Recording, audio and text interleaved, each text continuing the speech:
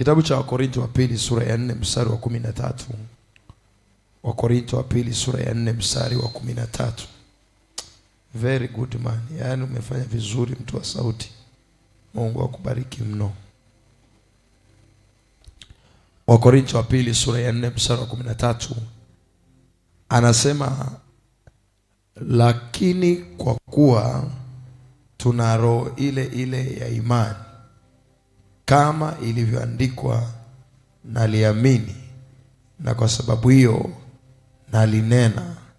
Sisi nasi tuamini na kwa sababu hiyo twanena. Unaona kile kipengele cha kwanza anasema, lakini kwa kuwa tuna roho ile ile ya imani. Nataka mwambie Mungu akubatize kwa roho ya imani. Mungu akubatize kwa roho ya imani. Kama aliyokuwa nayo Bwana Yesu, Mungu aingize pia ndani yako. Kama iliyokuwa ndani ya Paulo na mitume wa kwanza, Mungu akubatize na roho ya imani. Sema amen. Sema amen.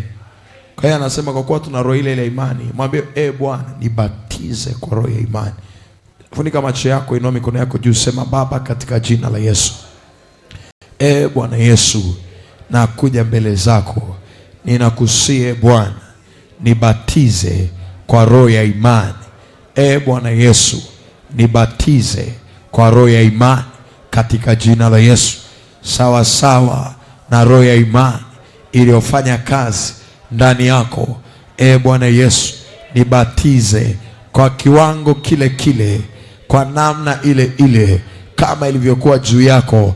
Nibatize na mimi kwa roho ya imani katika jina la Yesu. Hebu anza kumwomba Bwana Yesu kwa habari ya roho ya imani. Mwambie Bwana akubatize kwa roho ya imani, ailete juu yako ile imani ambayo ilikuwa ndani ya Bwana Yesu. Imani na roho ya imani inaweza ikahamishika. Anamwambia Timotheo ya kwamba naijua imani ulionayo, haujaipata tu kutokea popote. Imani hii alikuwa nayo bibi yako na ikaja kwa mama yako. Nawe zungumza na Bwana, mwambie Bwana Yesu, katika jina la Yesu nimetambua ya kwamba imani ni roho na inaweza ikasafiri kutoka sehemu moja kwenda sehemu nyingine. Nawe mwambie Baba, katika jina la Yesu nipe ile roho ya imani, nibatize kwa roho ya imani kwa mamlaka ya jina la Yesu, ile imani ya kufanya mambo makubwa. Bwana nibatize kwa hiyo roho ya imani ili nifanye mambo makubwa kwenye kizazi changu kwa mamlaka ya jina la Yesu. Baba, nibatize kwa hiyo roho ya imani ili nitembee kwenye maajabu, ili nitembee kwenye ishara, ili nitembee kwenye miujiza. Baba, nibatize kwa roho ya imani. Ambe Roho Mtakatifu akubatize kwa roho ya imani. Omba hilo ombi katika jina la Yesu. Shantara makataya lekataya na masanda yakaparabarabasaya lekatoria na mandarabo yantaya barabasaya lekapaya na masanda yakatoria na masaya rika na masanda radaba. Baba, nibatize kwa roho ile ile ya imani. Baba, nibatize kwa roho ile ile ya imani. Nibatize kwa roho ile ile ya imani kama iliyokuwa ndani ya Paulo katika jina la Yesu. Kama iliyokuwa ndani ya Paulo katika jina la Yesu.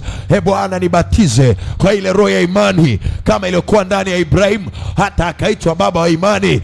Akabashanda rekataya na masaya mantaya kataya lekatara na masanda rikama yakataraba rikataya na masanda yakaparada basaya lekatoria na mantaraba yantaya da basaya rekaya na masanda mantaya kataya sanda radaba yakapaya nama lekataya daba rikama yakata lekataya nama masaya kataya lekapaya kato rimasataya rekatarabo mantaya gadabadaba rimasaparia lekatoria nama mandarabasaya rekaya nama sanda. Nibatize kwa roho ile ile ya imani. Nibatize kwa roho ile ile ya imani. Nibatize kwa roho ile ile ya imani. Roho ya imani aliyokuwa naye akina Danieli ya kuingia mpaka kwenye tundu la simba bila kudhurika. Roho ya imani aliyokuwa naye akina Shadrach, Meshach na Abednego hata walipopita kwenye moto imani yao haikuyumba. roho ya imani. E Bwana, nibatize kwa roho ya imani, nibatize kwa roho ya imani, nibatize kwa roho ya imani, nibatize kwa roho ya imani. Shatorianda rabakataya mantaya kana masanda rabo yekapaya kataradaba rimasataya namanda rekataya gadabasaya mantaya kaparia eramosataya lekapaya nama erataya namasanda yakapaya naradaba rekataya dabadaba. Aliyokuwa nayo Mariamu ya kuamini kubeba mimba bila msaada wa mwanaume, haya masanama Bwana Yesu uliyokuwa nayo ya kutembea juu ya maji kinyume cha kanuni za kisayansi, ile imani uliyokuwa nayo ya kugeuza maji kuwa divai, haya kana masanda rakayata yadaba rekasayanama, kama ulivyompa Paulo. Paulo akasema, na uhai nilionao ninao katika imani ya mwana wa Mungu. Roho wa Bwana katika jina la Yesu. Shanda badabadaba rakana mama saya yakapayadaba rekatayanama masana kataya lekapaya kato mantaya gadaba, katika jina la Yesu. Sema katika jina la Yesu, napokea roho ile ile imani katika jina la Yesu. Piga Yesu makofi mengi.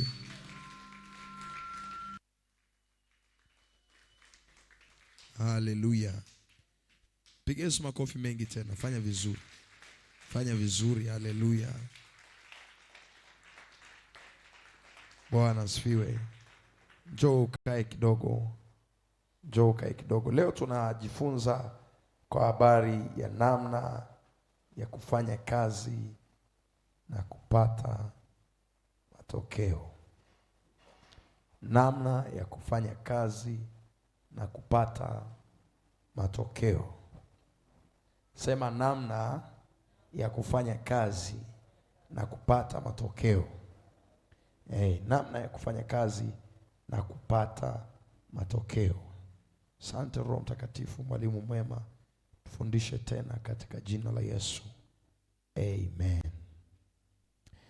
Na kabla sijaendelea sana, nizungumze mambo machache kuhusu kazi. Tunaposema kazi tunaongelea nini? Tunaposema kazi tunaongelea nini?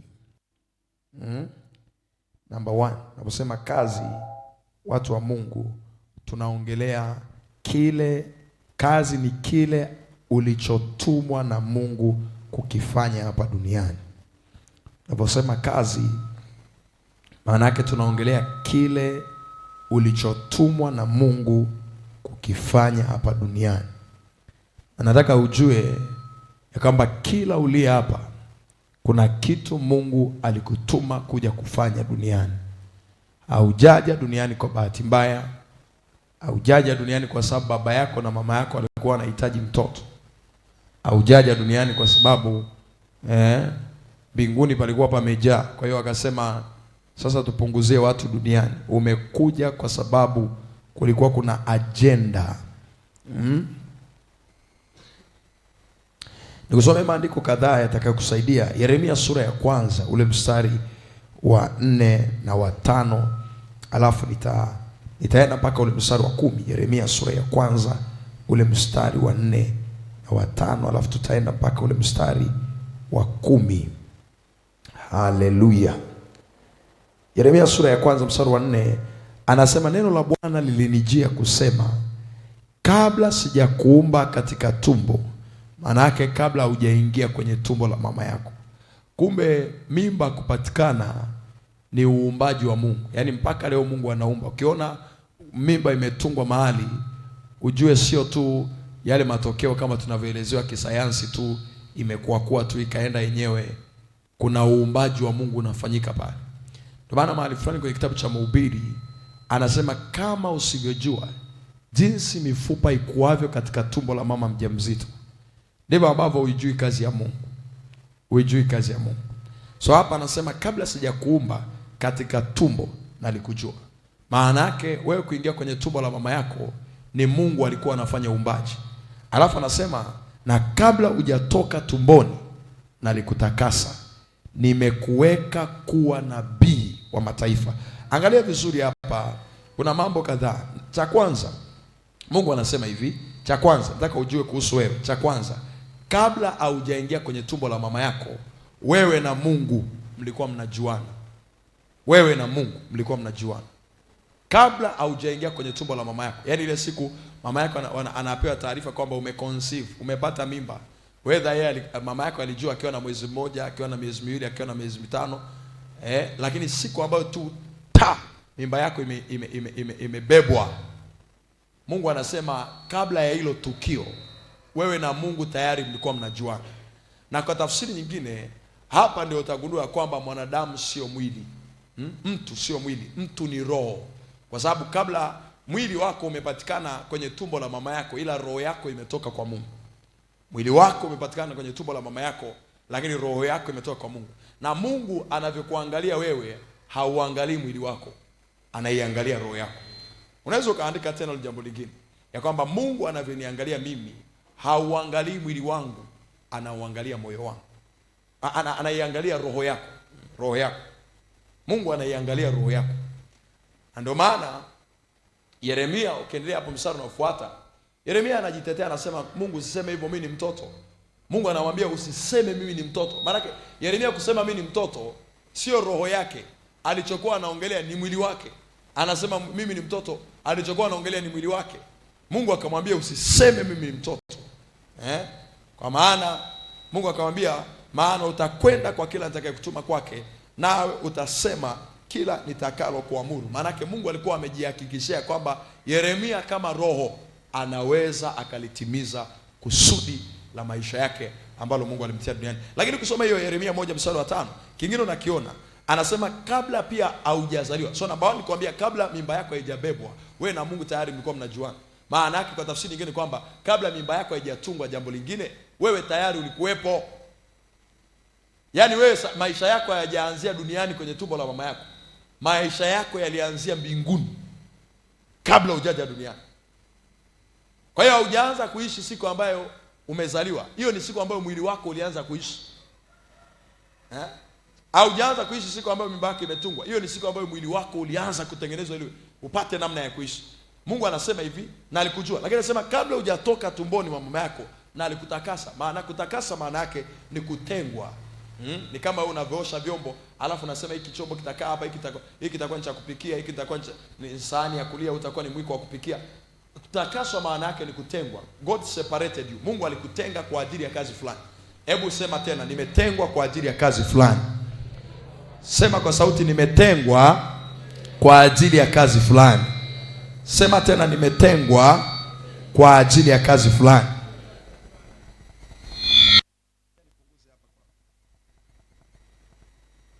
Okay, sema nimetengwa kwa ajili ya kazi fulani. So unaona, anasema kabla haujatoka tumboni mwa mama yako, na alikutakasa. Kwa hiyo siku unapotaka kwenda kuzaliwa, Mungu moja ya kitu anakuwa anafanya hiyo siku ni kukutakasa. Kutakasa maana yake ni kwamba anakutenga. Sasa amejihakikishia kwamba hiki anachotaka wewe ufanye unakiweza. Kwa hiyo Mungu anakuwa amekutenga kimaalum. Kwa hiyo kila aliyezaliwa ametengwa. Kwa tafsiri nyingine, umewekwa wakfu. Kila aliyezaliwa amewekwa wakfu kwa ajili ya jambo fulani. You have been separated for a certain kind of task or work that God wants you to fulfill. So nirudi tena hapa. Yeremia anaambiwa na Mungu, anaambiwa kwamba kabla hujazaliwa, Mungu anamwambia tayari nilishakufanya kuwa nabii. Kwa hiyo hauanzi kuwa nabii kwa sababu umezaliwa. Unaanza kuwa nabii kwa sababu ulikuwa hivyo tangu ukiwa mbinguni. Kwa hiyo wito ulionao hapa duniani, Mungu anamwambia Yeremia, nimekuweka wewe kuwa nabii wa mataifa. Kwa tafsiri nyingine kwamba ukimwona Yeremia ana prophesy, haprofesai tu kwa sababu aliwekea mkono na mtu. Sikiliza, kusudi lako sio kitu unachokipata kwa impartation. Kusudi lako sio kitu unakipata kwa kuwekewa mikono. Unaweza ukadesire vipawa na karama, lakini sio kusudi. Kusudi ni kitu unawekewa na Mungu. Kusudi hauwekewi na mtu. Kusudi ni kitu unawekewa na Mungu. Galatia sura ya 1 mstari wa 15. Nikuongezea andiko jingine tena. Kusudi ni kitu unawekewa na Mungu na sio unawekewa na mtu. Hata leo ukaja hapa nikakuwekea mikono, mpaka unakuja hapa tayari wewe una kusudi liko ndani yako. Ila unachopaswa kusaidiwa ni kujua hilo kusudi ambalo Mungu ameweka ndani yako. ni kujua nini ambacho, ni aina gani ya wito ambao Mungu ameweka ndani yako. Galatia sura ya kwanza mstari wa 15, Paulo anazungumza kitu. Nafikiri tusome kwa wale ambao wamefika. Galatia sura ya kwanza ule mstari wa 15 anasemaje? Naona pale ilikuwa imetulia. Galatia sura ya kwanza mstari wa 15 anasemaje, watu wa Mungu? Anasema, lakini Mungu aliyenitenga tangu tumboni mwa mama yangu akaniita kwa neema yake. Wewe wito wako umeanza lini? Wito wako umeanza lini? Kwa hiyo kila uliyepewa fursa ukaingia kwenye tumbo la mama yako, hiyo ni siku ambayo ulikuwa summoned. Uliitwa kwenye wito fulani. Sikiliza kama makini. Kila uliyekuja hapa, naongea na watu hapa. Kila uliyeko hapa, bila nasema huyu ni Paulo anasema kwenye Galatia, anasema ngoja nirudi tena hapa. Anasema hivi, lakini Mungu aliyenitenga. Kunitenga maana yake ni kuniweka wakfu. Kunitenga maana yake Mungu aliniweka pembeni, au nitumie lugha gani? Mungu aliniandaa kwa ajili ya kazi fulani. Anasema alinitenga tangu tumboni mwa mama yangu akaniita kwa neema yake. So kuna wengine leo unakuta ni kama Paulo anaishi kinyume na kile ambacho Mungu alimuitia. Lakini unaenda mstari wa 16 anasema, alipoona vyema kumdhihirisha mwanawe ndani yangu ili niwahubiri mataifa habari zake, mara sikufanya shauri na watu wenye mwili na damu. So unaona anasema kwa habari ya wito wake akufanya shauri na watu wenye mwili na damu. Kwa hiyo number 1, unaposema kazi, watu wa Mungu, kazi maana yake ni kile ambacho kilimfanya Mungu akakuleta duniani. Unavyomwongelea kwa mfano Bwana Yesu, nini kilifanya Mungu akamleta duniani? Mathayo sura ya kwanza ule mstari wa 21 anasema, utazaa mwana, jina lake ataitwa nani? Yesu, maana ndiye atakayewaokoa watu wake na nini? Na dhambi zao. Maana yake kila unayemwona amekuja duniani ana agenda fulani ametoka nayo mbinguni. Sikiliza, kusudi ni nini? Kusudi ni kila ambacho Mungu alitaka kukifanya duniani, ila amekutuma wewe ufanye kwa niaba yake. Kusudi ni kila ambacho Mungu alitaka kukifanya duniani, ila amekutuma wewe ufanye kwa niaba yake. Kwa hiyo kuna agenda inawezekana Mungu alikuwa anataka kuifanya, lakini kanuni inasema mbingu ni mbingu za Bwana, nchi amewapa wanadamu. Maana yake duniani lazima apate mtu. So kile ambacho Mungu anataka kukifanya duniani akakupa wewe nafasi. Isaya 6 mstari wa 8 anasema kulikuwa na kikao kinaendelea pale. Wakawa wanajiuliza, inawezekana hii ni Godhead, ni Baba, Mwana, Roho Mtakatifu walikuwa wamekaa wanashauriana, au inawezekana ni mbingu nzima ilikaa kikao. Wakawa wanajiuliza, wakasema tumtume nani atakaye kwenda kwa ajili yetu? Atakaye kwenda kwa ajili yetu. Nisomeni Isaya 6:8. Anasema wakasema tumtume nani atakaye kwenda kwa ajili yetu. Anasemaje? Hebu some kwa sauti. Isaya 6 mstari wa 8. Kisha nikasikia sauti ya nani? Ya Bwana akisema, ni mtume nani? Naye ni nani atakaye kwenda kwa ajili yetu? Ndio maana Mungu alikuumba kwa sura na mfano wake, kwa sababu alitaka uje umwakilishe kwenye agenda fulani. Mungu alitaka uje umwakilishe kwenye agenda fulani. So anasema nani atakaye kwenda kwa ajili yetu? Kwa hiyo kuona umekuja duniani, haukuja kwa ajili yako kwanza. Na sikiliza, hata wewe ukizaa mtoto, huyo mtoto inawezekana wewe kama mzazi una agenda zako, lakini hujamzaa kwa ajili yako kwanza. Huyo mtoto ana agenda ya Mungu juu ya maisha yake. Amekuja kwa ajili ya ufalme wa mbinguni. Okay. Kusudi ni nini? Kusudi ni kile kilichopelekea wewe kuumbwa au kutengenezwa. Maana yake ni kwamba kuishi nje ya hicho ni kuishi nje ya matumizi. Kuishi nje ya matumizi. Kwa tafsiri nyingine kwamba ni kama you are abusing, unaitumia vibaya nafasi na fursa ya Mungu aliyokupa ya kuja duniani. Sababu kuna sababu iliyomfanya Mungu akutengeneze au akuumbe. Ngoja nikuongezea andiko lingine, Isaya 43 mstari wa 21. Isaya 43 ule mstari wa 21. Anasema watu wale Mungu aliojiumbia nafsi yake wapate kuzitangaza sifa zake. Kwa hiyo kila uliye hapa una sifa fulani ya Mungu umekuja kuitangaza duniani. Unaona hata ile kwamba una uwezo mzuri wa kuimba ni sifa ya Mungu. Na Mungu amekupa hiyo ili uje umtangaze duniani. Watu wakikuona wewe, ndio maana Biblia inasema watu wakikuona wewe wanapaswa wamtukuze baba yako wa mbinguni. Unakuta uko hapa wewe ni engineer, msanifu majengo. Hiyo ni sifa ya Mungu. So Mungu aliweka hiyo kitu ndani yako. Sasa ile kwamba Mungu ameweka haimaanishi kwamba hicho kitu kinafanya kazi automatically. Kuna nafasi yako pia ya kukifanyia kazi hicho kitu mpaka kimeleta matokeo au mpaka kimemfunua Mungu. Bwana asifiwe sana. Eti kwamba Mungu amekupa sauti, kuna mazoezi ya sauti utafanya. Kwamba Mungu amekupa uwezo wa kuchora, Mungu amekutuma duniani uje uwe daktari, uje uwe yoyote, lazima kuna nafasi ya training na kufanyia kazi hicho kitu mpaka kimetokea. Bwana Yesu asifiwe sana. Bwana asifiwe sana. Bwana asifiwe sana. Kwa hiyo Mungu anasema watu wale waliojiumbia nafsi yake ili waje duniani wapate kuzitangaza sifa zake. Kwa hiyo kila aliyekuja duniani ana kusudi, na hilo kusudi ukiliishi kuna sifa ya Mungu inafunuliwa. Okay. Number 1 nimekuambia kazi ni sababu ni kile ambacho umetumwa kukifanya kwa niaba ya Mungu hapa duniani. Wacha nikupe andiko tena lingine la mwisho. Luka sura ya 9 mstari wa kwanza. Luka sura ya 9 mstari wa kwanza. Ni Luka sura ya 10. Sura ya 10 mstari wa kwanza. Luka sura ya 10 mstari wa kwanza. Anasema basi baada ya hayo Bwana aliwaweka wengine, anasema aliweka na wengine 70, akawatuma wawili wawili. Kwa hiyo kuna wengine ili uweze kulishi ile kusudi lako ni mpaka siku utapata mtu ambaye Mungu alikusudia uambatane naye kwenye maisha. Sasa inawezekana huyo mtu ni mtu kwenye ndoa, inawezekana huyo mtu ni mtu tu ambaye ulipaswa uambatane naye kama Bwana Yesu alivyoambatana na wanafunzi wake. Inawezekana ni mtu au wewe kama sisi ambao tumeambatana na baba yetu, kuna agenda fulani ya Mungu tunaiendea kwa pamoja. Anasema akaweka wawili wawili, anasema akawatuma wawili wawili wamtangulie kwenda kila mji na kila mahali alipokusudia kwenda. Maana yake unapoona umekuja duniani ujue Mungu alitaka kuja. Umezaliwa Goba, umezaliwa Dar es Salaam, ujue Mungu alitaka kuja Dar es Salaam ila akakutuma wewe umtangulie kwenda. Sema nimetumwa na Mungu. Sema nimetumwa na Mungu. Sema tena nimetumwa na Mungu. Nataka ikuingie, sema tena nimetumwa na Mungu.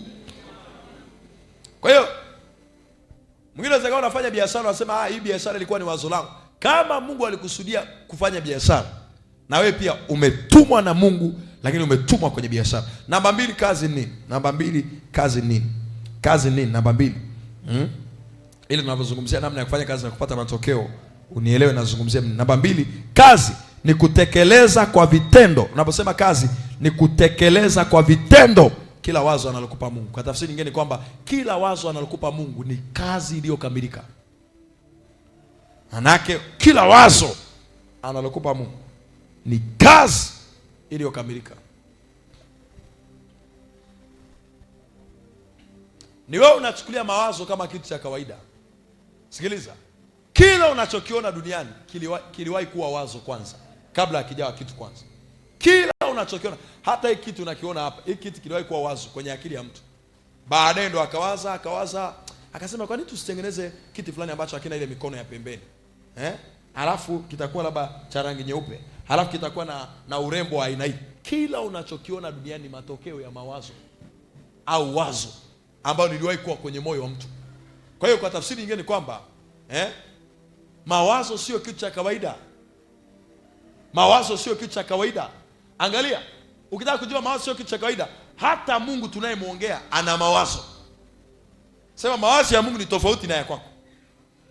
Isaya 55 mstari wa 8, mstari wa 8 na 9. Isaya 55 mstari wa 8 na 9. Hata Mungu, yani ukitaka kujua mawazo ni kitu cha kiroho, mawazo ni kitu cha kiungu, mawazo ni kitu ambacho hata Mungu anacho. Kuelewa umuhimu wa mawazo, angalia, hata Mungu tunayemuongelea ana mawazo. Isaya 55 mstari wa 8 anasema mawazo yangu sio kama yenu. Njia zangu sio kama njia zenu. Alafu mstari unafuata anasema mawazo yangu yako juu. Kuliko nini? Kuliko mawazo yenu. Na njia zangu ziko juu kuliko njia zenu. Tafsiri, ukitaka kuelewa alipokuwa anaongelea mawazo ya Mungu alikuwa anaongelea nini? Tuendelee hiyo Isaya 55, twende mstari wa 11. Ndivyo litakavyokuwa neno langu litokalo katika kinywa changu. Okay, turudi mstari wa 10. Tuelewe kwa sababu nataka nikuonyeshe mawazo ya Mungu. Tunaposema mawazo ya Mungu, uelewe Mungu anawazaga nini. Anzia mstari wa 10. Mstari wa 9 amesema mawazo yake yako juu kuliko mawazo yetu, kama mbingu zilivyo juu ya nchi, na njia zake ziko juu kuliko njia zetu. Anasema kama vile mvua ishukavyo. Angalia, mvua, tumeongea mstari wa 9 kwamba mawazo yake yako juu kama mbingu zilivyo juu ya nchi. Alafu mstari wa 9 anasema kama mvua ishukavyo kutoka juu kuja chini. Kumbuka tunavyosema mvua ishukavyo kutoka juu, hapa tuchukue mvua kama mawazo, kwa sababu mawazo yake tumesema tayari yako juu. Maana yake anavyoongelea mvua anaongelea mawazo yake. So anasema angalia mawazo yake yakimjilia mtu. Anasema kama vile mvua ishukavyo kutoka juu. Angalia kazi ya mvua ikishuka, nini kinatokea? Na theluji kutoka mbinguni, wala hairudi huko, bali namba 1 huinywesha ardhi. Mawazo ya Mungu yanapokuja, anasema kwanza yanainywesha ardhi. Ni kama mvua, yanainywesha ardhi. Maana yake yanakuja kuondoa ukame. Kila unapoona kuna ukame, kuna hitajika mawazo ya Mungu. Angalia, kulikuwa na ukiwa, utupu na giza. Mungu akaja akasema, hilo lilikuwa ni wazo la Mungu analiachilia. Kila penye ukame panahitaji wazo la Mungu la kitu cha kufanya ili tuweze kupata matokeo. So angalia anasemaje? Na kuizalisha. Anasema na kuizalisha. Ni mawazo ya Mungu yanatupeleka kwenye kuzalisha. Angalia tena anasemaje? Na kuichipuza. Alafu ikampa apandaye mbegu na alaye chakula. Angalia mstari wa 11. Tunaelewa mstari wa 11 nini alikuwa anaongelea? Ndivyo litakavyokuwa neno langu litokalo katika kinywa changu. So mstari wa 8 alianza na mawazo, akaongea kama mawazo. Mstari wa 8 na wa 9. Mstari wa 10 akaongea kama mvua.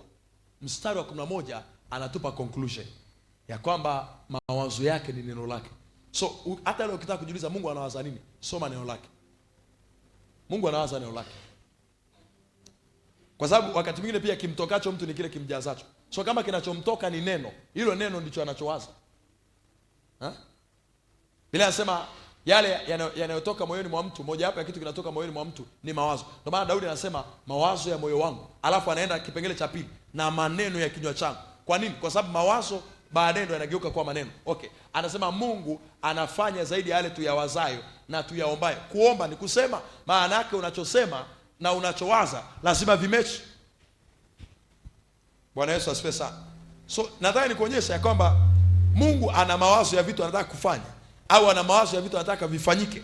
Lakini mawazo ni kitu cha kiroho. Mungu akikupa wazo, amekupa kazi.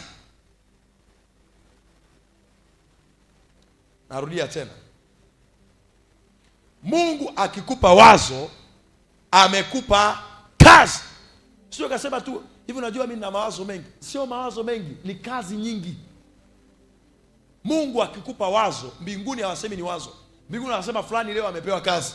So kutokuweka katika matendo wazo la Mungu ni kutokufanya kazi Mungu aliyokupa.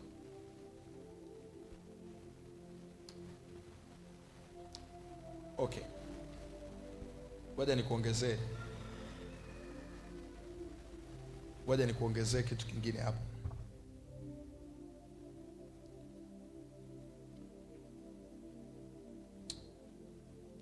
Wafilipi sura ya kwanza ule mstari wa 6. Wafilipi sura ya kwanza ule mstari wa 6. Wafilipi sura ya kwanza ule mstari wa 6. Tunazungumza kuhusu kazi.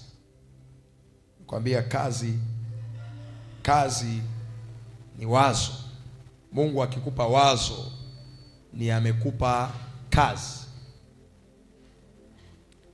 Wafilipi sura ya kwanza mstari wa 6 anasemaje? Anasema nami niliaminilo ndilo hili. Moyoni hakunaga kazi, moyoni kuna mawazo. Daudi anasema mawazo ya moyo wangu yapate kibali wapi? Mbele zako. Kwa hiyo anasema yeye alianza kazi njema mioyoni mwetu. Ni kwamba Mungu akikupa wazo, mbinguni wanasema Mungu ameanzisha kazi kwenye moyo wako. Unapata wazo la kuandika kitabu, hiyo sio wazo, ni kazi imeanza. Kwa hiyo kutokulichukua wazo la Mungu ni kutokufanya kazi ambayo Mungu amekupa. Kwa hiyo siku ile ya mwisho tukisema kazi za watu zitapimwa, namba 1 tunaongelea kusudi ambalo Mungu alikuitia. Namba 2 tunaongelea kila wazo ambalo Mungu alikupa la vitu vya kufanya. Kila wazo ambalo Mungu alikupa. Una diary yako umejaza, una mawazo sasa hivi yanafika 366 kama siku za mwaka zilivyo. Yaani wewe kila siku una wazo jipya. Hizo ni kazi umezitelekeza. Alafu kuna muda unakaa unasema, unajua mimi sina kazi. Una kazi. Mbinguni wanakushangaa. Kila wazo, okay. Afadhali screen imepatikana. Mwanzo 11 mstari wa 6. Subiri nikuonyeshe. Mwanzo 11 mstari wa 6. Ndio maana hata mtu akiwaza uovu, Biblia inasema ukimwangalia mwanamke kwa kumtamani moyoni mwako, mbinguni hawaoni umetamani. Mbinguni wanaona ni kazi tayari ushafanya. Si ndio maandiko yanavyosema? Yakobo, ukimwangalia mwanamke kwa jicho la kumtamani, umefanyaje? Ushazini naye. Kwa sababu mbinguni, wao mbinguni mawazo sio mawazo. Mbinguni mawazo ni kazi. So kwa tafsiri nyingine ni kwamba, hebu jaribu kuwaza, ukikaa ukaanza kuwaza mambo makubwa. Mbinguni hawaoni unawaza. Mbinguni wanaona unafanya kazi. Unaiwaza huduma yako kwa ukubwa, unakaa na neno la Mungu unawaza maisha yako kwa ukubwa. Mbinguni hawaoni unawaza. Wanaona kuna kazi unaifanya. Kwa hiyo sikiliza, wanaopata muda wa kutafakari na kufikiri ni watu ambao mbinguni wanahesabiwa kama watu wanaofanya kazi.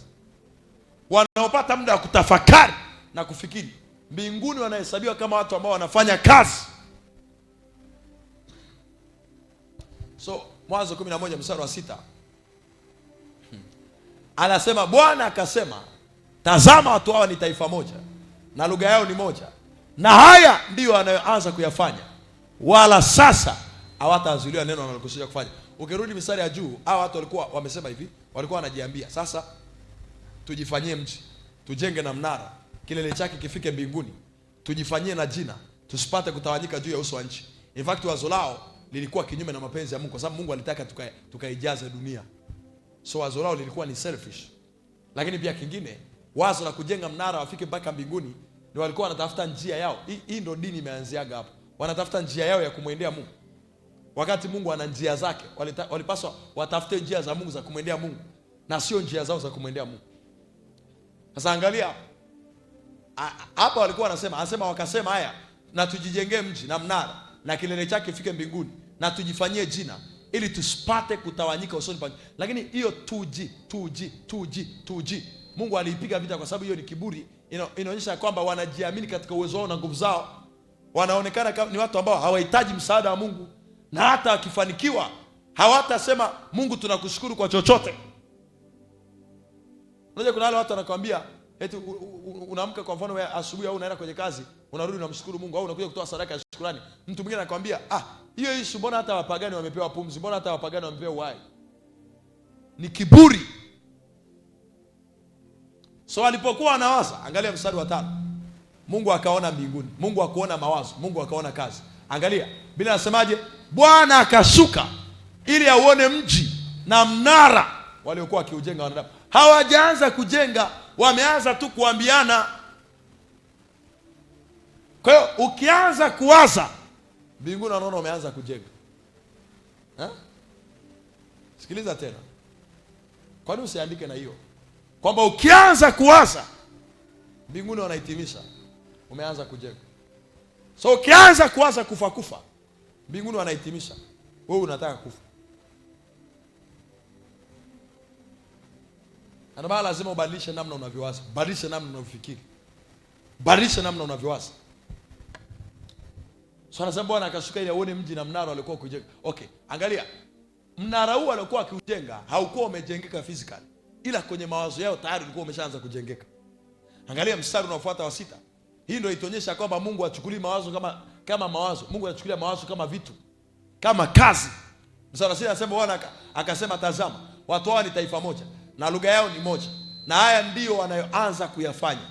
Mungu anaona wameanza kufanya kwa kwanza. So sikiliza kingine, ukianza kuwaza ni umeanza kufanya. Rohoni au mbinguni wanaona umeanza kufanya. Ukianza kuwaza, mbinguni wanaona umeanza kufanya.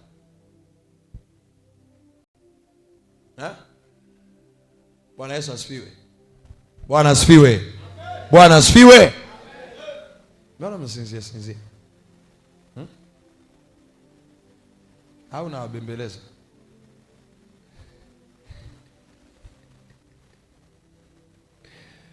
Niweke kwa Kiingereza King James ili andiko. Mstari wa 6. Mstari wa 6 anasema Bwana akasema tazama. Okay. Anasema and the Lord said behold the people is one. Maana yake watu ni watu ambao wana moyo mmoja tayari na lugha moja wamepatana. Anasema and this they begin to do. Anasema and now nothing. Okay, nitafutie tafsiri nyingine ya Kiingereza. Whether amplified nadhani ameweka vizuri. Anasema this is what they have imagined to do.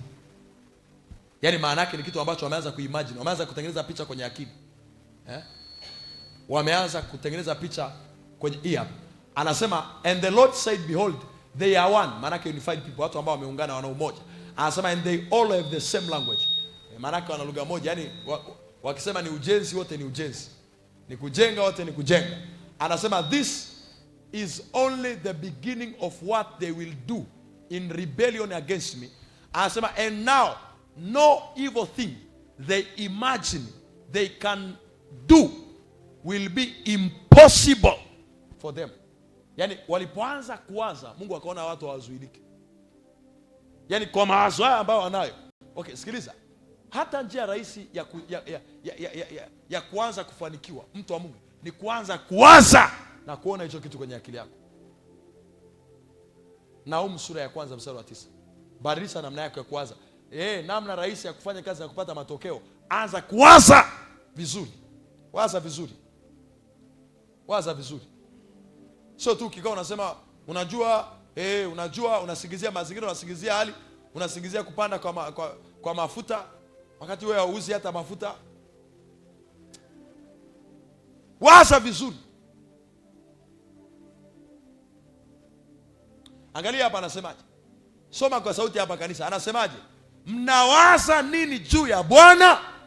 Mungu akigundua unawaza vizuri, anasema yeye atakomesha kabisa mateso, hayatainuka mara ya pili. Maana yake ni mpaka umewaza vizuri ndio mateso yanakoma kwenye maisha yako. Mwana mpotevu siku aliotoka kwenye mateso aliyokuwa nayo ni siku aliyowaza vizuri. Bila nasema akazingatia moyoni mwake. Hiyo kuzingatia ni siku aliwaza vizuri na akajiambia moyoni mwake nitaenda kwa baba yangu, nimuombe baba yangu msamaha, nimwambie hata kama unaweza kunifanya kuwa mtumishi wako, nifanye kuwa mtumishi wako. Siku unayoanza kuwaza vizuri ni siku unayoanza kukomesha mateso kwenye maisha yako.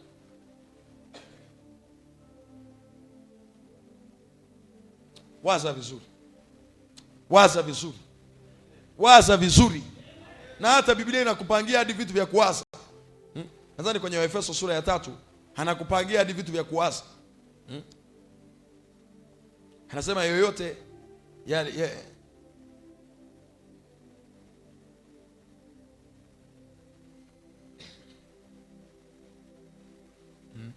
anasema yatafakarini haya, yoyote yaliyo safi, yoyote yaliyo mema. Okay, nirudi kwanza hapa watu wa Mungu. Namba 2 nimesema kazi ni wazo. Mungu akikupa wazo rohoni sio wazo tu, ni Mungu amekupa kazi. Lakini pia wakati mwingine pia ukiwa unakaa unawaza, yani hata ile unakaa unaanza kuchora mpango wako wa jinsi ambavyo utarudi tena kwenye dhambi. So ukianza kuchora ule mpango, mbinguni hawaoni unawaza, mbinguni wanaona unafanya. Kwa tafsiri nyingine ni kwamba Mungu anaanza kumsupport mtu kwenye level ya mawazo, na Mungu anaanza kumpinga mtu kwenye level ya mawazo.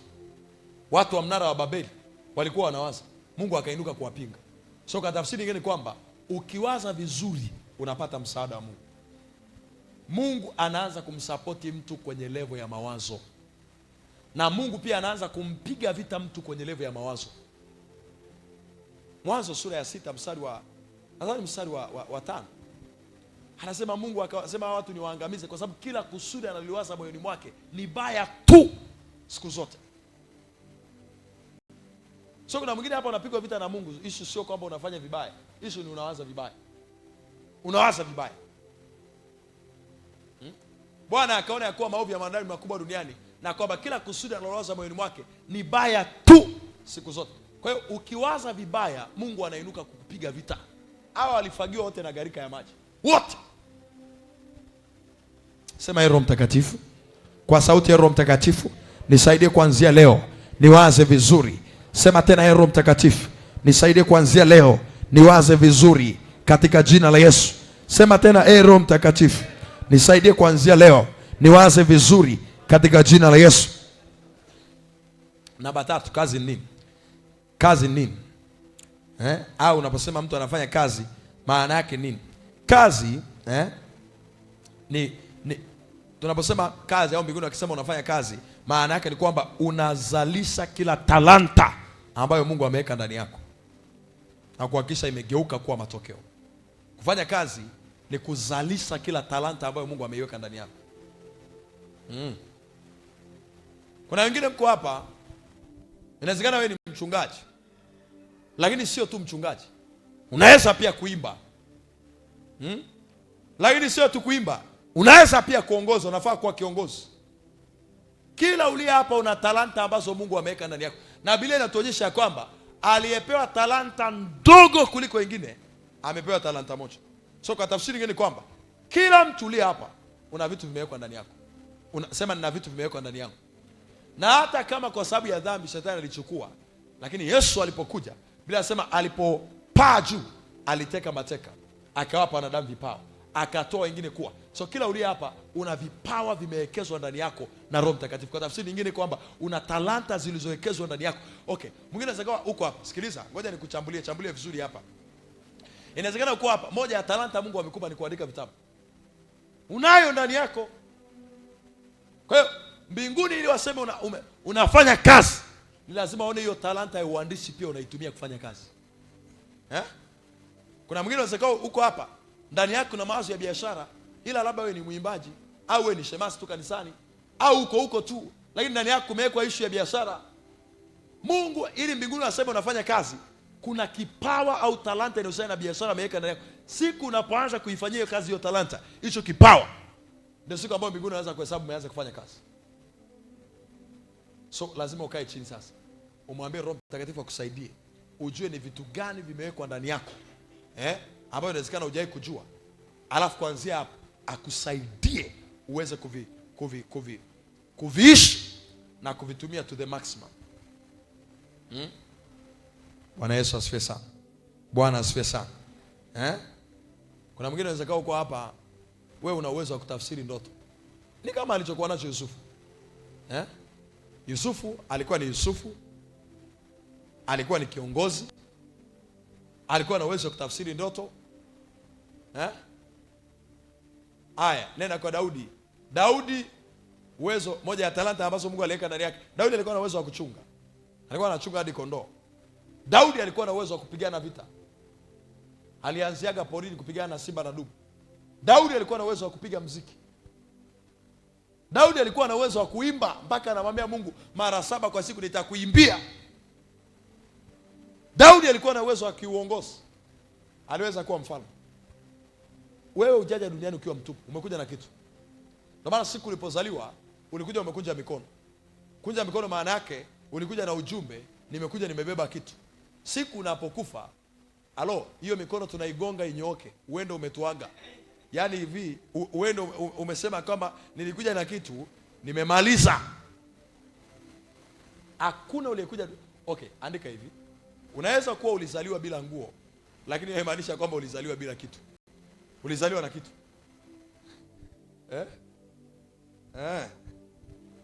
Ulizaliwa na kitu.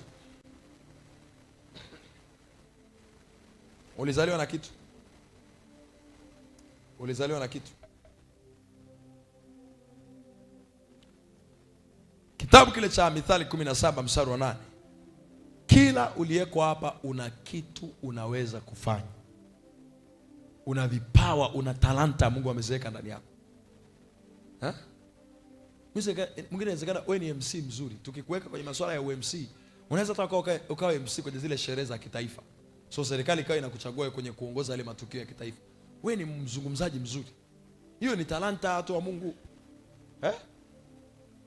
Bwana asifiwe sana. Mnanielewa watu wa Mungu? Mnanielewa watu wa Mungu? Hebu jiulize swali hapo kwenye daftari yako. Wewe una vipawa na talanta gani ambazo Mungu ameweka ndani yako? Jiulize tu hilo swali. Unaweza wewe kufanya nini? Tofauti na hicho kikubwa ambacho umeona ni huduma au ni kitu fulani, kingine nini unaweza kufanya? Jiulize hilo swali. Kwa sababu usipojiuliza pia hautajua. Utakuwa tu unaishi utafukia talanta kama yule ndugu. Kumbe inawezekana pia kuishi ukiwa umefukia talanta zako. Kama yule ndugu alipewa talanta moja, akaenda akaifukia. Inawezekana kabisa ukawa unaishi, unakula vizuri, unavaa vizuri, kwa sababu yule ndugu siamini kwamba wenzake ndo walikuwa wanamlisha siku zote bwana wake alipokuwa ameondoka. Maana yake alikuwa anakula vizuri. Alikuwa anavaa vizuri. Unaweza kuwa unaishi vizuri, unavaa vizuri, lakini talanta na vitu ambavyo Mungu amekuwekea ndani umevizika. Kuna mwingine wewe umejichukulia tu wewe ni mama wa nyumbani, wakati wewe sio tu mama wa nyumbani. Una kitu unaweza kufanya.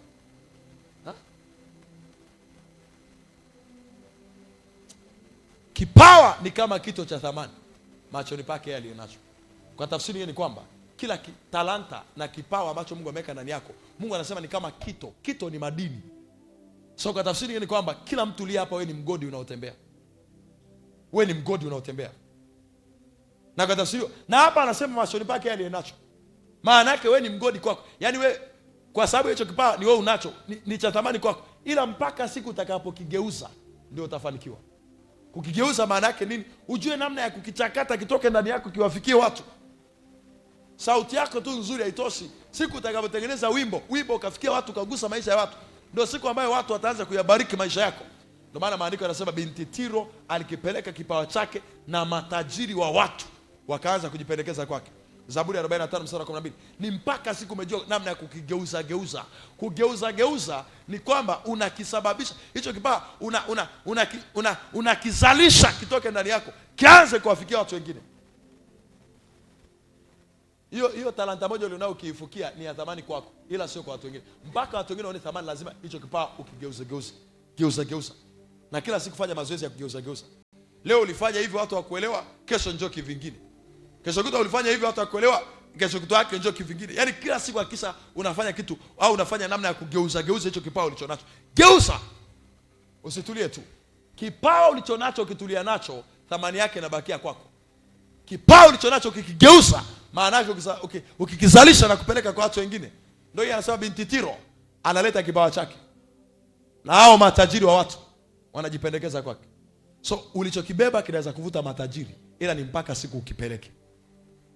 Sema nilichokibeba kinaweza kuvuta matajiri. Sema tena nilichokibeba kinaweza kuvuta matajiri. Leo ukikutana hata na matajiri tu, unangangania hata kupiga nao selfie. Unamkamata mpaka unataka kumchania shati. Tupige selfie, tupige selfie. Bila nasema Mungu alichokuwekea ndani yako kinajitosheleza kuwavuta matajiri. Tena sio kwamba sio tu wanakuja kujipendekeza.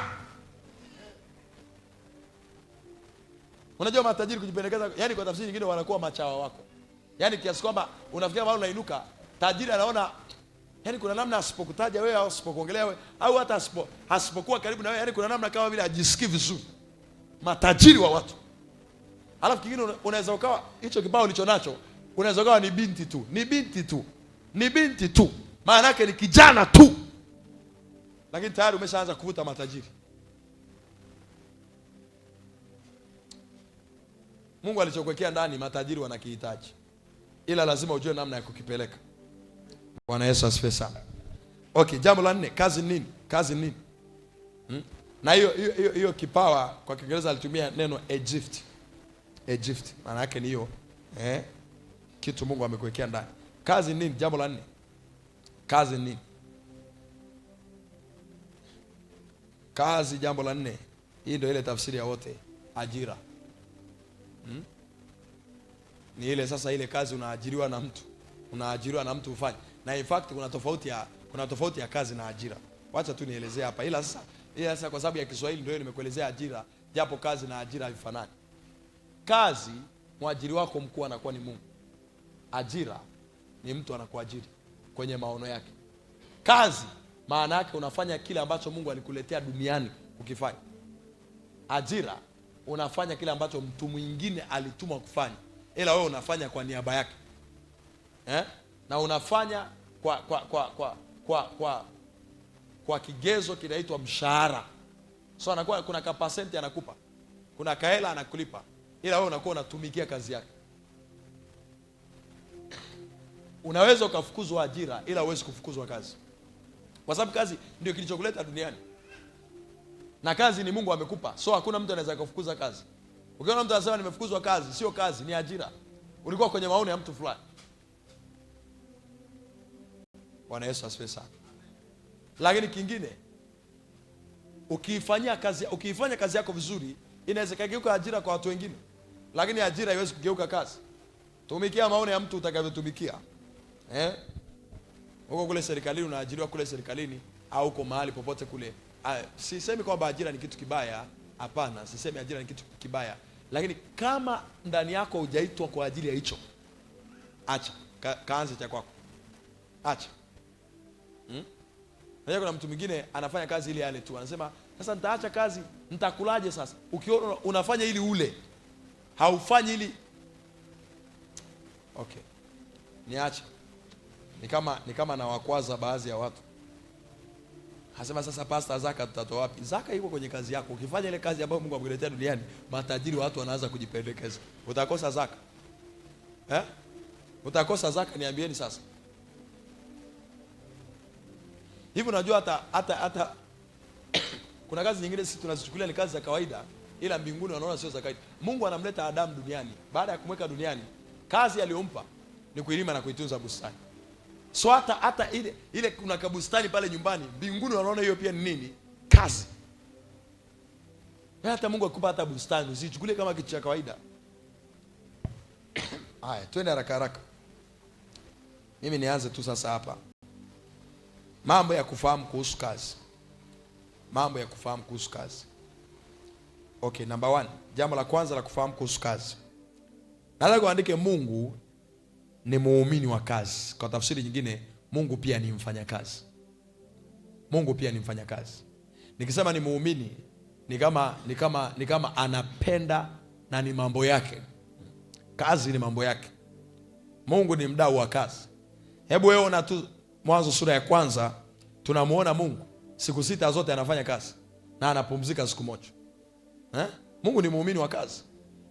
Mungu ni muumini wa kazi. Yohana sura ya 5 mstari wa 17. Yohana sura ya 5 ule mstari wa 17. Yohana sura ya 5 ule mstari wa 17. Sio tu kwamba Mungu ni muumini wa kazi, baada ya kufanya kazi kwamba alipumzika ile siku ya 7. In fact hata siku ya 7 ambayo tunaambiwa alipumzika, Mungu kuna kazi pia alikuwa anaendelea kufanya. Bila anasema Mungu alimbarikia Adamu. Mungu akaibarikia na hiyo siku, alafu akastarehe. Yaani kuna kazi pia alifanya katika kupumzika kwake. So turudi hapo. Huyu ni Bwana Yesu anasema, akawajibu, "Baba yangu anatenda kazi hata sasa, na mimi ninatenda kazi." So mpaka leo tunavyoongea, Mungu bado anafanya kazi. Sema Mungu bado anafanya kazi. Sema Mungu bado anafanya kazi. Kwa hiyo kwa tafsiri nyingine kwamba unasema wewe ni mwana wa Mungu, unapaswa kuwa mfanyakazi. You are supposed to be a worker. Lazima uwe na kitu unafanya. Kwa sababu Yesu anasema baba yangu anafanya kazi, na mimi ambaye ni mwanae, na mimi pia nafanya kazi. Kwa hiyo kama Mungu ni baba yako, unapaswa kuwa mtu anayefanya kazi. Ile kukaa tu kusema umekaa tu. Mungu labda sio baba yako. Kama Mungu ni baba yako, na unapaswa kufanya kazi. Kwa sababu hata yeye mpaka sasa hivi tunavyoongea hajastarehe, anafanya kazi. He is working. Andika jambo lingine. Jambo lingine la kufahamu kuhusu kazi. Na bado nimekwambia Mungu ni mfanyakazi. Kwa tafsiri nyingine kwamba ni muumini wa kazi. Jambo la pili, ni kusudi la Mungu kila mtu afanye kazi. Ni kusudi la Mungu kila mtu afanye kazi. Ni kusudi la Mungu kila mtu afanye kazi. Na nikisema kazi, unakuwa unaelewa kwenye yale mambo ya kule juu sasa. Kusudi, nikwambia kazi ni kusudi lako. Kazi ni wazo, kila wazo Mungu analokupa. Nikakwambia pia kazi ni kila talanta. Unapoizalisha ile talanta ni umefanya kazi. Mungu anasema umefanya kazi. Ndio maana Paulo anamwambia Timotheo, usiache kuichochea ile karama uliopewa kwa kuwekewa mikono yako. Kuchochea maana yake ni kuifanya izalishe. Aya, nimesema ni kusudi la Mungu kila mtu afanye kazi. Mwanzo sura ya 2 mstari wa 15, mara ya kwanza Mungu anamweka tu mwanadamu, anamchukua tu straight baada ya kuumba, anamweka kwenye bustani. Bila sema anamwambia utailima na kuitunza bustani. Lakini pia soma ile Mathayo 21, Mathayo 20 mstari wa 1 hadi mstari wa 11. Utaona pale bila sema ufalme wa Mungu umefanya na mtu mmoja aliyetoka alfajiri akaanza kutafuta watu wa kufanya kazi. Akatafuta alfajiri, akatafuta saa 3, akatafuta saa 6, akaenda saa 9, akaenda saa 11 jioni. Maana yake ni kusudi la Mungu ya kwamba kila mtu afanye nini? Kazi. Aya, andika jambo lingine. Andika jambo lingine. Mungu ameficha faida katika kila kazi njema. Mungu ameficha faida katika kila kazi njema. Katika kila kazi njema kuna faida imefichwa. Kwa tafsiri nyingine ni kwamba kuna faida Mungu amekusudia uikute siku ambayo utaanza kufanya kazi aliyokutuma. Kuna faida ambayo Mungu amekusudia uikute au uipate siku ambayo utaanza kufanya kazi aliyokutuma. Mithali 14 mstari wa 23. Mithali 14 mstari wa 23. Anasema katika kila kazi mna faida. Naposema katika kila kazi naongelea zile tatu. Talanta uliyopewa na Mungu, kipawa ulichopewa na Mungu, naongelea kusudi uliyopewa na Mungu, naongelea mawazo uliyopewa na Mungu. Ukianza kuyafanyia kazi mawazo uliyopewa na Mungu, kusudi uliyopewa na Mungu, talanta uliyowekewa ndani na Mungu, Biblia inasema ya kwamba katika hiyo kazi kuna faida. Alafu anasema bali maneno ya midomo huleta hasira tu. Okay, kwa tafsiri nyingine unaweza kaandika Mungu ni muumini wa faida katika kila kazi. Maana yake kazi sio na faida Mungu hafanyi au hampi mtu kufanya. Mungu hataki na hawezi kufanya kazi isiyokuwa na faida. Kwa tafsiri nyingine tunaita kazi ya kuchosha. Mungu hapendi kuona mtu anafanya kazi ya kuchosha. Mungu hapendi kuona mtu anafanya kazi ya kuchosha. Sikiliza tena. Mungu kwanza yeye hafanyi kazi ya kuchosha na hapendi kuona mtu anafanya kazi ya kuchosha. Ndio maana nimekwambia Mungu ni muumini wa faida katika kila kazi. Kwa tafsiri nyingine kwamba angalia haya maandiko haraka haraka. Yohana 15 mstari wa kwanza na wa pili. Yohana 15 mstari wa kwanza na wa pili. Anazungumza anasema baba yangu ni mkulima. Ukishasema mkulima maana yake ni mfanya nini? Kazi. So yani Mungu anatambulika kama mkulima. So hata issue ya ukulima ni ya kiroho sana. Mpaka Mungu anasema yeye ni mkulima. Ukulima sio kazi ya kudharauliwa. Anasema mimi ndimi mzabibu wa kweli. Na baba yangu ndiye mkulima. Yesu anasema mimi ni mzabibu, baba yangu ndiye mkulima. Angalia mstari wa pili. Ili uone kwamba Mungu ni mdau wa matokeo na faida. Hafurahishi kuona mtu anafanya kazi isiyokuwa na faida. Anasema kila tawi ndani yangu lisilozaa ulifanyeje? Kwa hiyo Mungu ana biashara na mtu asiyezaa, au Mungu ana biashara na kazi isiyoleta faida. Mungu ana biashara nayo. Lakini pia Mungu ana biashara na mtu asiyeleta faida kwenye ufalme wake. Mungu ana biashara nayo. So anasema na kila tawi lizalo huwa analifanyeje? Analisafisha. Lengo ni nini? Ili lizidi kuzaa. So angalia, wanaozaa wanapata upendeleo wa kusafishwa na Mungu ili wazidi kuzaa. Kwa tafsiri ni kwamba Mungu anawasapoti wanaozaa na anawapinga wasiozaa. Huna unachozaa wewe, mpinzani wako wa kwanza ni Mungu. Achana na mizimu ya familia. Mizimu ya familia haina kitu. Mpinzani wako wa kwanza ni Mungu. Hasa kama Mungu anakupiga vita, mizimu ya familia je? Itaacha. Kwa hiyo ili Mungu asikupige vita, ili Mungu asikufyeke. Unajua tukiwa kwenye maombi hapa, haya tuwaende tuwafyeke. Na kule mbinguni kuna muda wanasema haya tuwaende tuwafyeke wasiozaa. Kwa tafsiri nyingine ni kwamba Mungu apendezwi na roho ya utasa. The spirit of barrenness. God is not pleased with that spirit. Mungu afurahishwi na hiyo roho ya utasa. Kutoka 23 mstari wa 29 anasema hapata kuwa na aliye tasa kati yenu. Kwa nini? Kwa sababu Mungu afurahishwi na utasa. So hata siku ukiona kuna utasa kwenye eneo lolote, kwenye tumbo, kwenye kazi, kwenye biashara, kwenye huduma, popote, God is not pleased with that. Kila tawi ndani yangu lisilozaa uliondoa, na kila tawi lizalo ulisafisha ili zidi kuzaa. Niwekee Kutoka 23 mstari wa 26. Mungu apendezwe na utasa kwenye eneo lote la maisha yako.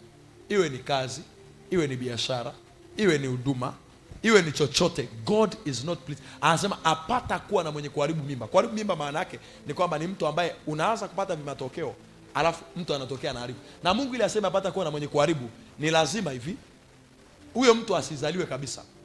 Au namba 2, huyo mtu akizaliwa, wewe na yeye msikutane ili aharibu kile ambacho unataka kukizaa. Kwa tafsiri ni kwamba Mungu ni adui wa wanaoharibu matokeo, wanaozuia wengine wasio na matokeo. Mungu ni adui yao. Alafu anasema wala aliyetasa katika nchi yako, na hesabu ya siku zako nitaitimiliza.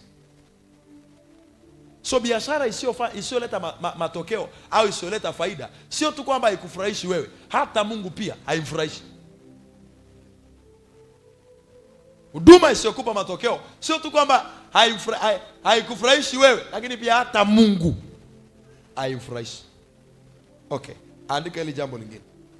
Andika hili jambo lingine. Hakuna mtu anayependa kufanya kazi isiyokuwa na faida.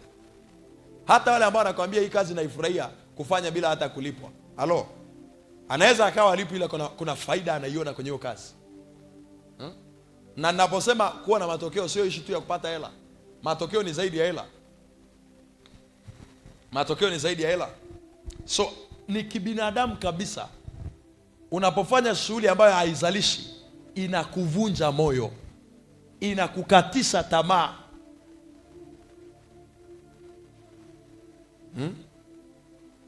Bwana Yesu asifiwe. Bwana asifiwe. Bwana asifiwe. Bwana asifiwe. So ni kibinadamu kabisa. Ni kibinadamu kabisa. Okay, niende haraka haraka sasa. Namna ya kufanya kazi ili uwe na matokeo. Jambo la kwanza. Namna ya kufanya kazi ili uwe na matokeo. Tuanze jambo la kwanza. Mungu alikuwa muumini wa kazi.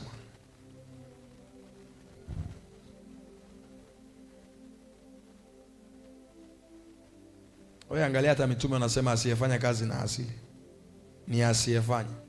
Maana yake asiyetaka kufanya. Namna ya kufanya kazi na kupata matokeo.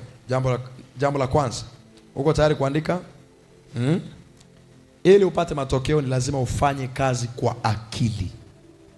Jambo la kwanza. Ili upate matokeo ni lazima ufanye kazi kwa akili.